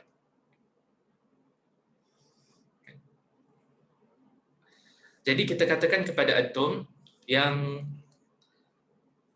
dalam banyak-banyak ni cara nak lindung rumah, bacakanlah dengan Al-Quranul Karim. Nabi SAW pernah menyebutkan perumpamaan antara orang yang berzikir kepada Allah dengan orang yang tak berzikir kepada Allah. Perumpamaan antara rumah kan yang dihidupkan dengan zikrullah dengan rumah yang tak dihidupkan dengan zikrullah adalah umpama yang hidup dengan yang mati. Rumah-rumah yang dihidupkan dengan berzikir kepada Allah, rumah-rumah yang dihidupkan dengan bacaan Al-Quran, itu dianggap sebagai rumah-rumah yang hidup. Rumah-rumah yang tidak dihidupkan dengan lantunan ayat Quran, rumah-rumah yang tidak dihidupkan dengan zikir kepada Allah, rumah-rumah yang tidak dihidupkan dengan salat adalah umpama rumah-rumah yang mati. Walaupun rumah tu besar, walaupun rumah tu 2 tingkat, ada banyak biliknya, harga dia barangkali berjuta-juta ataupun beratus-ratus ribu, tapi kalau tak dihidupkan dengan Quran, itu disifatkan oleh Nabi SAW sebagai rumah yang mati. Kita tak nak jadikan rumah kita rumah-rumah yang mati. Rumah-rumah yang mati ni senang disinggahi oleh golongan syaitan. Tapi kita nak jadikan rumah kita sebagai rumah-rumah yang hidup. Rumah-rumah yang dilantungkan dengan ayat Al-Quran. Itu yang kita inginkan.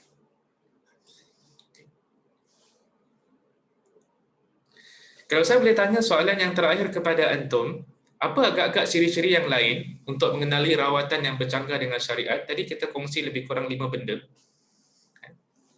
Yang perkara-perkara yang kalau benda ni wujud dalam sebuah rawatan, takut-takut rawatan tersebut termasuk dalam rawatan yang bercanggah dengan syariat Islam, yang bercanggah dengan ajaran Islam. Ada tak contoh-contoh yang lain ciri-ciri yang lain yang barangkali antum tahu, yang mana kalau ciri ini wujud, dia termasuk dalam rawatan yang tidak bertepatan dengan syariat Islam, yang tidak bertepatan dengan ajaran Islam. Okay. Ada pandangan daripada antum, ada kata rawatan yang percaya pada wali-wali dan maqam. Ada kata bila diminta untuk mengadakan benda-benda pelik, seperti ada bunga-bunga, ayam putih dan lain-lain. Ada kata perawat boleh tahu siapa yang buat si pesakit atau benda-benda gaib. Jadi kita sebagaimana kita maklum, manusia tak boleh tahu benda yang gaib. Manusia dia tak tahu benda yang gaib. Yang tahu benda yang gaib adalah Allah Subhanahu Wa Taala, ataupun sesiapa yang Allah ajarkan, especially para anbiya. Para anbiya pun tak tahu benda gaib, tapi ada certain things yang diajarkan kepada para nabi. Allah yang ajar. Itu yang Nabi kongsi dengan kita, tentang syurga, tentang neraka, tentang malaikat, tentang jin. Allah yang ajarkan Nabi SAW. Ada yang kata tadi perawat boleh tahu siapa yang buat si pesakit atau benda gaib. Ada yang kata diminta benda-benda yang pelik, seperti ayam putih. Kan? Tadi ada kata tentang rawatan yang percaya pada wali-wali. Kita katakanlah wali ni memang adalah wali Allah. Kan?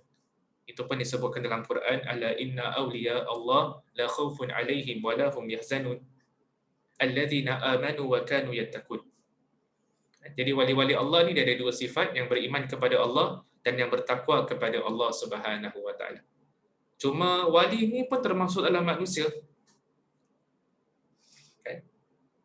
Jadi wali Allah tu memang wujud, cuma berlebihan dalam mengagungkan wali Allah dengan iktikad-iktikad yang tertentu. Dia boleh mentadbirkan alam sebagai contoh. Kalau ada iktikad-iktikad yang salah, itu yang menjadi salah. Ada tadi kata rawatan hanya pada waktu malam. Ini pun kena tengok jugalah. Ada sebagian perawat Islam, dia lakukan ruqyah syariah, sebelah pagi dia kerja, kan 8 to 5. Jadi dia cuma boleh rawat bila dah habis kerja. Kalau because of that, then tak mengapa. Tapi memang sebahagian lah, memang kita tak nafikan sebahagian orang yang gunakan ruqyah syariah, dia kalau rawat sebelah malam sahaja.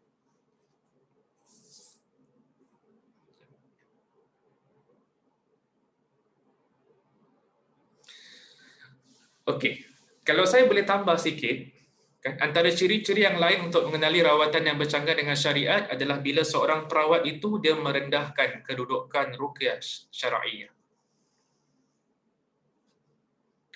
Saya ulang sekali lagi. Antara ciri-ciri rawatan yang bercanggah dengan syariat adalah bila dia rendahkan kedudukan ruqyah syariah. Buat apa rawat dengan ruqyah syariah ni? Lambat baik. Buat apa rawat dengan guna Quran ni? Lambat baik. Buat apa amalkan hadis-hadis Nabi SAW, doa-doa yang diajarkan oleh Nabi, zikir-zikir yang diajarkan oleh Nabi? Lambat baik, jangan pakai cara saya. Jadi kalau dia dah rendahkan ruqyah syariah, means dia sendiri tak amalkan dengan ruqyah syariah. So dia ada ruqyah yang barangkali dia gunakan. And takut-takut ruqyah yang digunakan adalah ruqyah syariah. Antara ciri-ciri yang lain mengenali rawatan yang bercanggah dengan syariat, bila dia campur adukkan antara yang hak dengan yang batil. Ini kadang-kadang yang susah kita nak detect. Macam mana tu Ustaz? Dia baca Quran. Bila dia baca Quran, dia baca kuat. Tapi bila dia baca mantra-mantra syirik, dia pelankan bacaan dia. Jadi orang tak dengar. Jadi orang tak boleh tuduh dia sebagai melakukan ruqyah syariah. Ini susah sikit nak detect. Because bila part Quran, dia jaharkan bacaan dia, dia kuatkan bacaan. Bila part benda-benda syirik, dia baca pelan. Jadi dia campur adukkan antara yang hak dengan yang batil. Ustaz tak boleh judge by majority, Ustaz. Kalau 50% dia pakai Quran, and ada 50% dia pakai syirik, kita katakan kalau 50% pakai Quran, 50% benda syirik, it's still called as syirkiyah. Kalau 90% pakai Quran, ada 10% of element syirik, it is still under ruqyah syarqiyah. Dia mesti 100% bertepatan dengan syariat. Baru kita katakan ruqyah syar'iyah. Ada yang baca Quran tapi suruh pakai tangkal. Ada yang rawat barangkali pakai Quran tapi suruh pakai wafak. Jadi mencampur adukkan antara yang hak dengan yang batil. Sampai mengelirukan orang-orang Islam. Jadi itu adalah di antara ciri-ciri tambahan untuk mengenali rawatan yang bercanggah dengan syariat. Jadi sebagai kesimpulan, sebelum saya lihat kepada soalan-soalan antum, adalah kita hari ini kita sentuh tentang beberapa poin yang penting. Pertama sekali kita nak tegaskan ruqyah daripada sudut bahasa tadi adalah maksudnya jampi. And jampi dalam Islam ni menurut perspektif Islam ada dua, iaitu ruqyah syar'iyah dengan ruqyah syarqiyah. Ruqyah syar'iyah adalah rawatan dengan kita menggunakan salah satu daripada tiga perkara ini, iaitu menggunakan Al-Quran ataupun menggunakan zikir ataupun menggunakan doa-doa yang selari dengan ajaran Al-Quran, yang selari dengan ajaran sunnah Rasul sallallahu alaihi wasallam. Dan ruqyah syar'iyah dia ada tiga syarat yang penting. Pertama sekali kita gunakan Al-Quran, zikir ataupun doa. Yang kedua kita gunakan bahasa Arab atau apa sahaja bahasa yang difahami maknanya. Dan yang ketiga, kita beriktikad bahawa ruqyah ataupun jampi tidak memberikan pengaruh melainkan dengan izin daripada Allah Subhanahu Wa Taala. Bukan bacaan kita yang sembuhkan kita. Kita cuma berusaha, yang sembuhkan kita adalah Allah Subhanahu Wa Taala. Dan poin yang terakhir yang kita nak simpulkan sebelum kita lihat kepada soalan antum, ciri rawatan yang bercanggah dengan syariat ada banyak. Salah satunya adalah bila gunakan mantra-mantra syirik. Jampi-jampi syirik ditiupkan ke air, suruh pesakit mandi ataupun minum. Takut-takut itu akan cause lebih banyak kemudaratan. Yang kedua adalah bila ada telikan, bila seseorang tu kata dalam rumah awak ni ada 50 ekor jin. Kan? Kalau dia kata dia boleh lihat macam gitu, ataupun dalam badan awak ni sebenarnya ada 5 jin. Kalau dia cakap macam gitu, saya khawatir sangat. Cara rawatan tersebut adalah tidak selari dengan syariat Islam. Yang ketiga adalah bila ada penggunaan tangkal-tangkal, especially ada tangkal-tangkal, ada perkataan-perkataan yang tidak difahami ataupun benda-benda syirik. Yang keempat adalah bila ada penggunaan wafak, nombor-nombor yang tertentu, disuruh letak dekat rumah, disuruh letak dekat kedai. Kan? Dan antum pun tak faham apa kaitan nombor ni dengan gangguan yang saya sedang hadapi. Yang kelima, bila ada proses ataupun cara menurun. Dia bila nak rawat orang, dia kena biarkan spirits, dia kena biarkan jin untuk rasuk diri dia dulu, baru dia boleh rawat orang. Kan? Itu adalah di antara ciri-ciri rawatan yang tidak selari dengan syariat Islam. Jadi hendaklah kita berwaspada. Jadi saya nak lihat kepada soalan antum. Kalau sekiranya saya ada jawapan bagi soalan antum, saya akan cuba jawab. Kalau saya tak ada jawapan, kan, jawapan saya adalah wallahu ta'ala alam. Barangkali antum boleh rujuk kepada asatizah yang lain. Kita baca antum yang sebagian di kalangan soalan antum dekat yang ruangan Q&A dulu. Ada yang tanya, Salam Ustaz, Waalaikumsalam. Kalau seseorang itu terkena sihir pukau, apakah amalan yang boleh kita buat? Yang pertama sekali, tak kisahlah orang tu terkena sihir pukau ke, dia terkena sihir pemisah ke, dia terkena sihir pengasih ke, maka apa yang boleh dilakukan salah satunya adalah constantly dengar kepada suratul Baqarah dan baca surah Baqarah. Saya galakkan sangat sesiapa sahaja yang terkena gangguan, tak kisahlah ada gangguan yang jenis macam mana. Kan? Dia sihir ke ataupun yang lain-lain, baca surah Al-Baqarah. Siapa yang baca Ustaz? Patient tu sendiri yang baca. Kalau dia tak boleh baca, itu dah maksudnya adalah it's time untuk dia belajar Al-Quran. Baca ikut kemampuan. Tak semestinya khatam dalam satu hari. Tengoklah kemampuan kita. Cuma yang disarankan adalah kalau boleh khatamkan surah Al-Baqarah for tiap-tiap 3 hari, itu adalah yang terbaik. Okay. Jadi saya sarankan sangat siapa-siapa yang terkena gangguan, rajin-rajinkanlah diri baca surah Al-Baqarah. Nabi SAW tak pernah tipu. Nabi kata surah Baqarah ini tidak dapat ditandingi oleh golongan ahli sihir. Tapi baca tu perlu konsisten. Bukan baca sekali sahaja. Lepas habis khatam baca lagi. Habis khatam baca lagi. Habis khatam baca lagi. Ustaz, saya tak pandai baca lah Ustaz. Kalau kita tak pandai baca, barangkali kita minta tolong daripada ahli keluarga kita yang lain yang boleh baca Quran untuk bacakan kepada kita. Itu salah satu amalan yang boleh diamalkan. Wallahu ta'ala alam.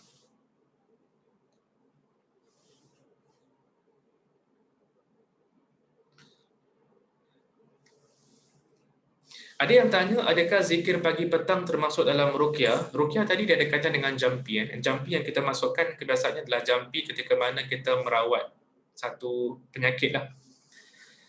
Adapun zikir-zikir yang kita baca pagi dan petang macam Bismillahilladzi la yadurru ma'asmihi syai'un fil ardi wala fis sama' wa huwas samiul alim. Dengan nama Allah yang mana dengan namanya tidak ada sesuatu pun yang dapat memberikan kemudaratan baik di langit ataupun yang di bumi. Dia adalah maha mendengar lagi maha mengetahui. Itu termasuk dalam zikir. Jadi ruqyah ni biasanya adalah jampi zikir yang kita baca dengan intention untuk merawat. Jadi kalau dia ada intention untuk rawatan dekat situ, kan, kebiasaannya barulah termasuk dalam kategori ruqyah. Wallahu ta'ala alam.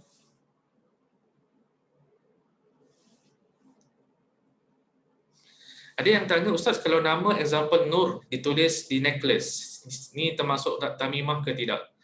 Kalau ditulis dekat necklace dengan tujuan untuk seolah-olah kalau pakai benda tu boleh mengelakkan kemudaratan ataupun boleh mendatangkan kemanfaatan, maka itu termasuk dalam tamimah. Wallahu ta'ala a'lam.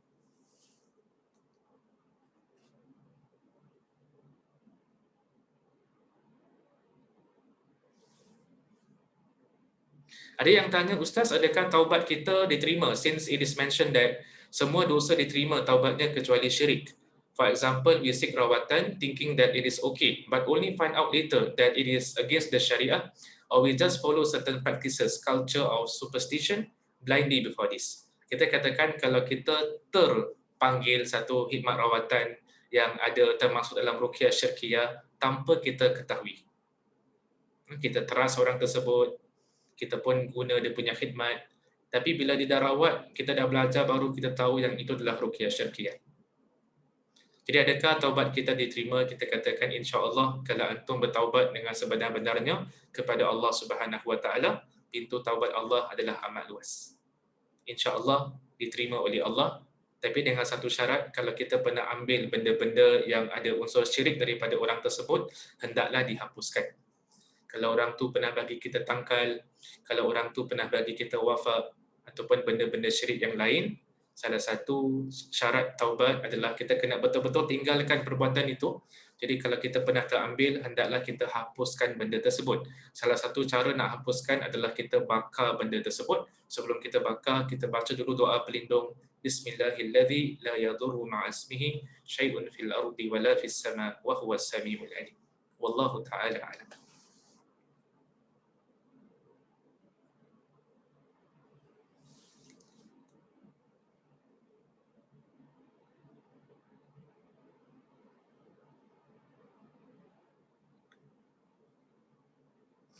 Ada yang bertanya, bolehkah kita melanggani kedai yang menggunakan atau menggantung wafak di kedai mereka?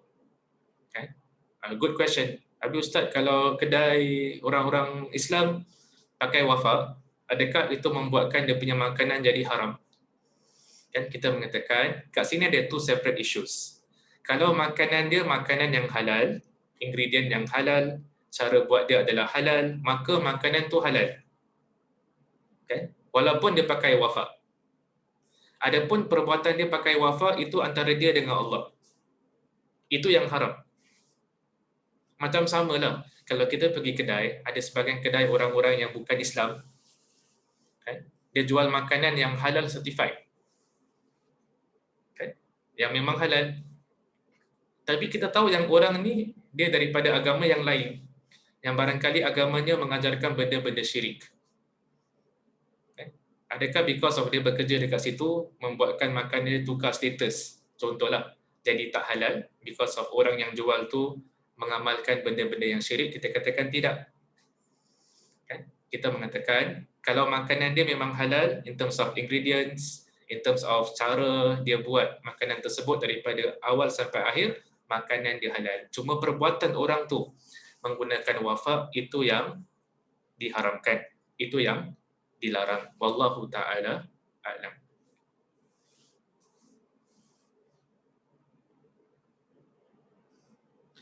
Ada yang tanya pasal tangkal consisting of Al-Quran, tadi kita dah jawab. Kita kata ada khilaf, ada perbezaan pandangan di kalangan para ulama tentang tangkal yang menggunakan Al-Quran. Cuma pandangan peribadi saya lebih cenderung kepada pandangan hatta tangkal yang dituliskan dengan ayat Quran, hendaklah orang-orang Islam avoid. Daripada kita pakai tangkal yang consist of Quran, lagi bagus kita baca Quran. Kalau pakai je tak baca, apa dia punya fungsi dia? Jadi wallahu ta'ala alam, saya lebih cenderunglah kepada pandangan para ulama yang mengatakan kalau ada tangkal-tangkal, kan, sebaiknya kita baca Quran lah, instead of kita bergantung kepada tangkal. Wallahu ta'ala alam.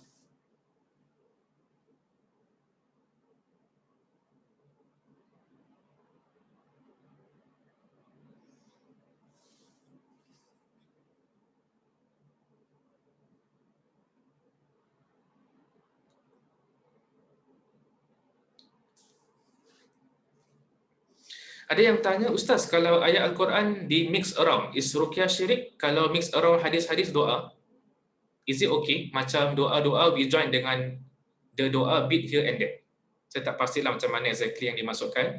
Jadi kalau kita baca doa, kita ambil doa ni sikit dan baca doa yang lain, asalkan doa ada maknanya betul, maka itu dibenarkan. Quran ni pula, sebagaimana kita tahu, ayat Quran ni dia ada susunan yang tertentu kan. Kalimah-kalimah pun ada susunan yang tertentu, tak boleh kita alter susunan tersebut. Kerana itu adalah kalamullah, itu adalah kata-kata Allah. As for doa, kalau kita baca doa macam Rabbana zalamna anfusana wa illam taghfir lana wa tarhamna lanakunanna minal khasirin. Kemudian kita baca doa yang lain, kalau itu yang masukkan, kita baca satu doa complete, kemudian kita beralih kepada doa yang lain, itu tak menjadi masalah. Cuma saya tak pastilah kalau sekiranya the questioner ada maksud yang lain.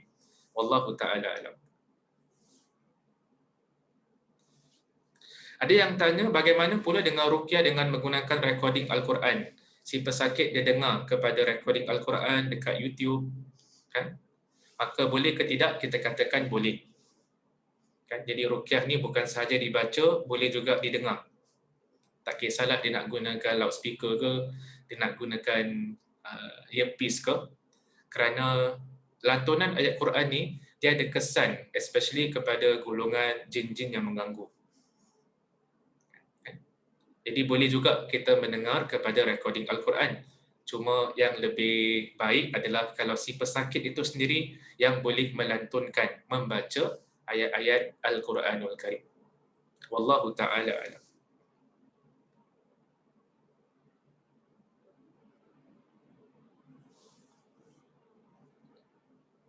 Ada yang tanya, apa yang patut kita buat sekiranya secara tahu ataupun tidak kita pernah menggunakan tangkal atau ruqyah syirkiyah yang lain?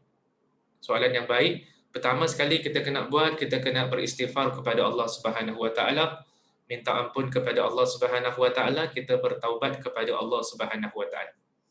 Kedua sekali yang perlu kita buat adalah kita kena hapuskan benda-benda yang syirik tu. Jangan simpan lagi benda yang syirik. Jadi kalau ada tangkal-tangkal ataupun benda-benda ajaran-ajaran yang tertentu yang syirik, ada wafak-wafak, kita musnahkan benda tu semua. Macam mana cara memusnahkannya adalah dengan kita bakar. Kalau bolehlah, kita bakar benda-benda tersebut kalau benda itu boleh dibakar. Kita hapuskan dan kita buang jauh-jauh daripada rumah kita. Jadi itu yang sepatutnya dilakukan kalau kita pernah menggunakan tangkal ataupun ruqyah-ruqyah yang ada jenis syirkiyah. Wallahu ta'ala alam.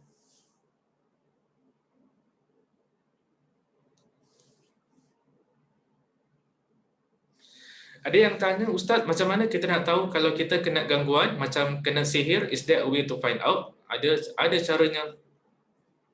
Kan hukum asal adalah seseorang itu tak terkena gangguan. Suka saya ingatkan, hukum asal seseorang tak terkena gangguan. Hukum asal seseorang tak kena kerasukan. Because kadang-kadang saya lihat sebagian di kalangan masyarakat Melayu ni macam exaggerate. Sebagian yang sikit-sikit je, ni mesti gangguan. Sikit-sikit je, ni mesti orang sihir.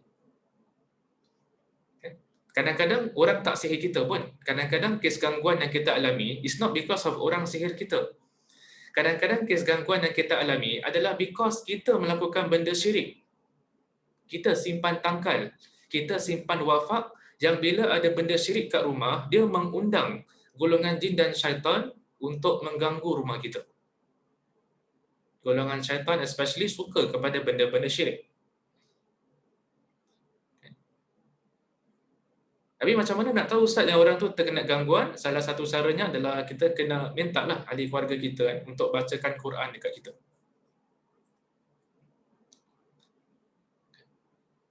Usually kalau orang terkena possession, kalau orang terkena kerasukan, kalau dia dengar orang baca Quran, maka dia akan rasa tak selesa dan barangkali pada ketika itu berlaku kerasukan dan pada ketika itu barangkali ada jin yang berbual menggunakan mulut dia, lidah dia. Cuma itu bukan kita punya tumpuan lah dalam kita punya sesi hari ini. Itu perlukan belajar lagi lebih kan tentang cara untuk mengesan gangguan. Cuma one of the ways to find out adalah dengan menggunakan ayat-ayat Al-Quranul Karim. Wallahu ta'ala alam.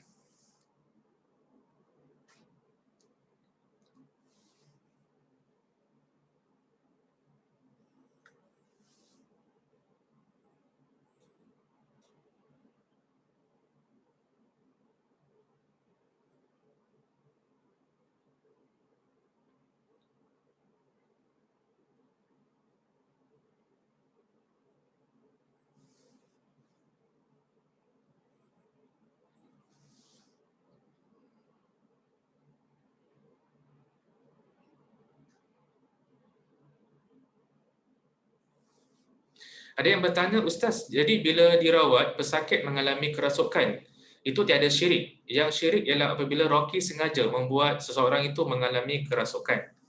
Macam mana nak bezakan? Sebab bukankah kerasukan terjadi kerana kehendak Allah?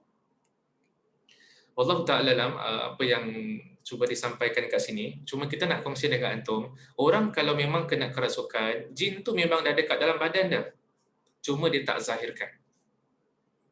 Jadi saya kongsi tadi, bila kita baca Quran, kalau orang kena kerasukan, bila kita bacakan Quran, jin itu akan menzahirkan diri dia. Apa yang saya maksudkan menzahirkan diri adalah dia akan barangkali berkata-kata melalui mulut orang yang dirasuk tu. Jadi dia memang dah ada sedia ada dekat dalam. Cuma bila kita baca Quran, dia rasa triggered. Bila dia triggered, itu yang dia akan berkata-kata. Kan? Kebiasaannya kes kerasukan adalah memang jin tu dah ada dalam badan dah. Okay? Tanpa disedari oleh si pesakit itu sendiri. Wallahu ta'ala alam. Jadi ada sebahagian soalan saya dah jawab tentang kedai makan yang gunakan tangkal yang bertentangan. Kita katakan kalau benda yang dia jual tu halal, makanan dia halal. Cuma perbuatan dia menggunakan tangkal, itu yang diharamkan oleh Allah Subhanahu Wa Taala.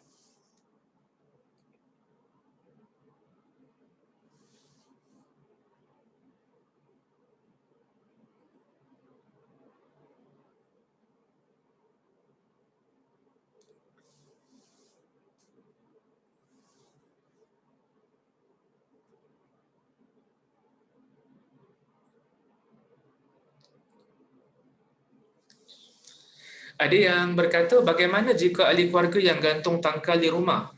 Mereka, kalau kita dah advise mereka tapi masih lagi digantung. So, if we visit them, macam mana? Kan? Jadi, kalau kita dah advise dia masih gunakan tangkal, maka kita perlu sekali lagi ingatkan. Kan? Tapi dengan cara yang baik. Dan kalau kita rasa, kalau kita advise dia tak dengar, maka apa yang boleh kita lakukan adalah carilah orang-orang yang dekat dengan dia, yang dia hormat, yang barangkali lebih senior in terms of age, yang lebih dipandang, yang lebih dihormat, kan, untuk berikan nasihat tersebut. Jadi tugas untuk mengingatkan dia tak boleh berhenti, kan. Kalau kita dah ingatkan dia masih lakukan, barangkali kita boleh buat another step, carilah orang-orang yang dia hormati, especially yang lebih senior in terms of age, untuk memberikan peringatan, advice kepada orang tersebut. Wallahu ta'ala a'lam.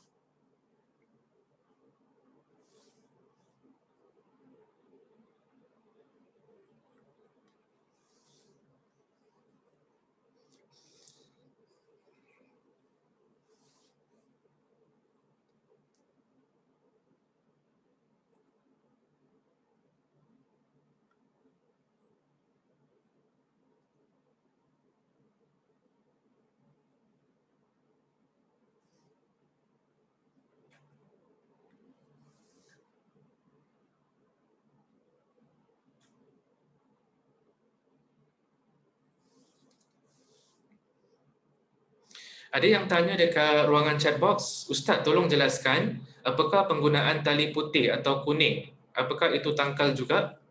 Tali tersebut dibaca dengan ayat Quran dan diikat ke tubuh badan. Jadi kita katalah kepada antum, kita ni bila rawat kes gangguan, tak perlu nak ikat-ikat ni semua. Kan tak perlu nak ikat tali, kan. Cara ruqyah syariah is simple. Adalah sebagaimana disebutkan oleh ulama, gunakan ayat Quran, dibacakan, kan, ataupun gunakan zikir ataupun gunakan doa. Kan tak perlu diikat kain-kain dekat tubuh badan, ikat dekat tangan ke, ikat kat kaki ke, ikat kat pinggang ke. Tak perlu kita lakukan benda-benda itu semua. Memadailah dengan kita beribadah pada Allah dengan baca Al-Quran dan minta sungguh-sungguh pada Allah Subhanahu Wa Taala. Kadang-kadang saya lihat ada satu benda ni. Kadang-kadang bila sebagian orang terkena gangguan, kadang-kadang kita pergi sini, kita pergi sana cari perawat yang boleh merawat kita. Tapi kita lupa nak cari Allah Subhanahu Wa Taala. Kadang-kadang kita letakkan pergantungan kita lebih kepada perawat. Sedangkan perawat tu pun manusia. Kita lupa letakkan kita punya pergantungan pada Allah Subhanahu Wa Taala.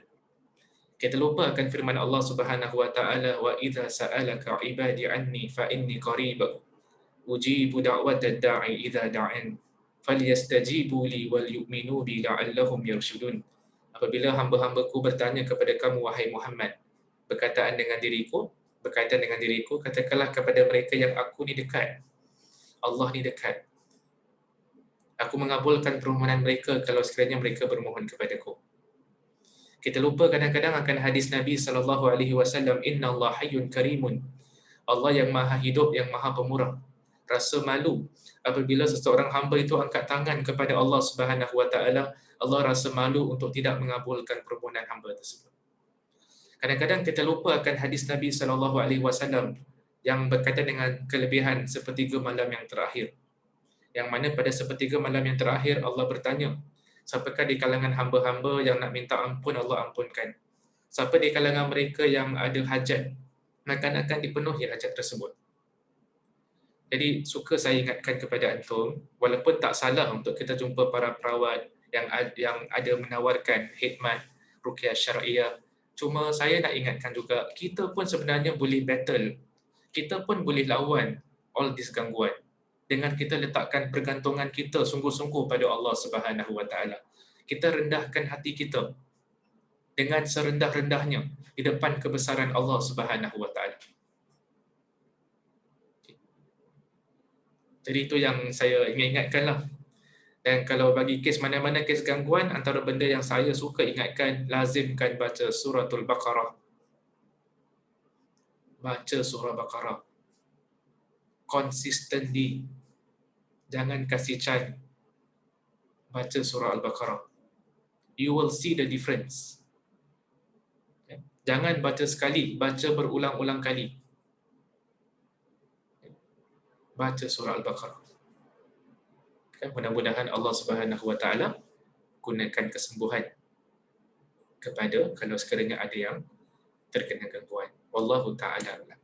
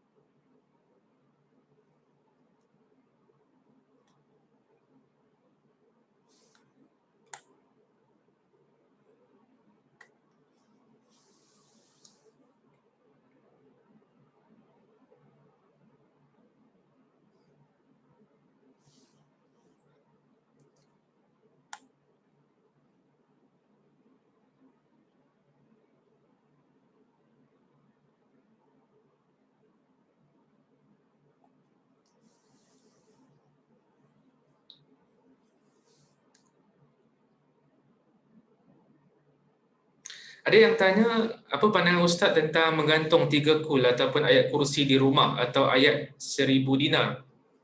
Barangkali itu yang dimaksudkan di kedai. Kita katakan, hukum asal antum nak gantung apa-apa ayat kat rumah tak jadi masalah. Kan? Cuma kita nak kongsi dengan antum adalah rumah ni ataupun kedai ni dia mesti dihidupkan dengan pembacaan Al-Quran. Dia bukan hanya dihiaskan dengan ayat Quran. Kalau antum pandai kaligrafi, antum tulis rumah antum daripada living room masuk bilik dengan suratul Baqarah komplit. Dari ayat pertama Alif Lam Mim sampai ayat 286. Kan? Surah Baqarah komplit. Daripada awal start daripada living room hall, masuk bilik pertama, masuk bilik kedua, sambung bilik ketiga, masuk dapur. Antum hiasi dengan ayat Quran. Tapi kalau antum tak baca ayat Quran, kan? Maka kita katakan yang Islas tak efektif kat situ. Rumah harus dihidupkan dengan lantunan ayat Quran. Harus dihidupkan dengan pembacaan ayat Al-Quran. Wallahu ta'ala.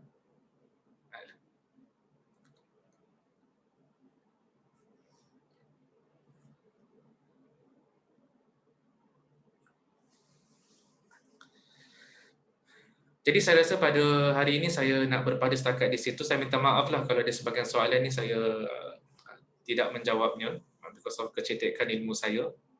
Kan ada benda yang barangkali tak jelas dan ada benda yang saya rasa kalau nak bahaskan akan memakan masa yang lama, dia memerlukan a separate discussion. Hari ini adalah lebih kepada introduction kepada ruqyah syar'iyah. Apa beza antara ruqyah syar'iyah dengan ruqyah syirkiyah. InsyaAllah pada masa-masa yang akan datang, kan, mungkin kita akan bahaskan dengan lebih detail tentang ruqyah ni. Ruqyah ni adalah satu perbahasan yang cukup luas, yang amat luas sangat perbincangannya. Tak boleh kita nak summarizekan semua dalam satu sesi pertemuan. Ada yang memerlukan kepada a separate discussion kerana perbincangannya adalah satu perbincangan yang panjang. Sebelum saya mengundurkan diri pada hari ini, kita nak kongsi dengan antum. Kalau sekiranya ada di kalangan antum yang ada kelapangan dan minat, kan, pada hari Isnin, kita ada kelas yang kita namakan sebagai siri adab penuntut ilmu. Dan pada hari Isnin ini, malam pada jam 7.45 malam sampai 9 suku malam, kita punya topik yang kita discuss adalah tentang cabang-cabang ilmu yang perlu dipelajari, especially oleh seorang penuntut ilmu. Kan? Hari Rabu pula kita punya kelas adalah berkaitan dengan siri fatwa mufti dan mustafti, kan? Dan kita sedang membincangkan tentang adab meminta fatwa. Kalau ada yang ada kelapangan dan minat, bolehlah antum enrolkan diri antum dengan menggunakan URL yang disediakan. Last but not least, pada hari Jumaat kita dah mulakan dengan satu modul yang dipanggil sebagai Fiqhut Taisir. Kan? Kita akan sambung kita punya discussion pada hari Jumaat nanti pada 4 Disember nanti insya-Allah taala. Jadi kalau sekiranya ada kebenaran dalam apa yang saya sampaikan, itu datang daripada Allah Subhanahu Wa Taala. Kalau sekiranya ada kekurangan, kan, ada kesilapan dalam apa yang disampaikan, itu datang daripada diri saya sendiri. Saya bertaubat kepada Allah Subhanahu Wa Taala, kan, dan saya minta ampun kepada Allah Subhanahu Wa Taala.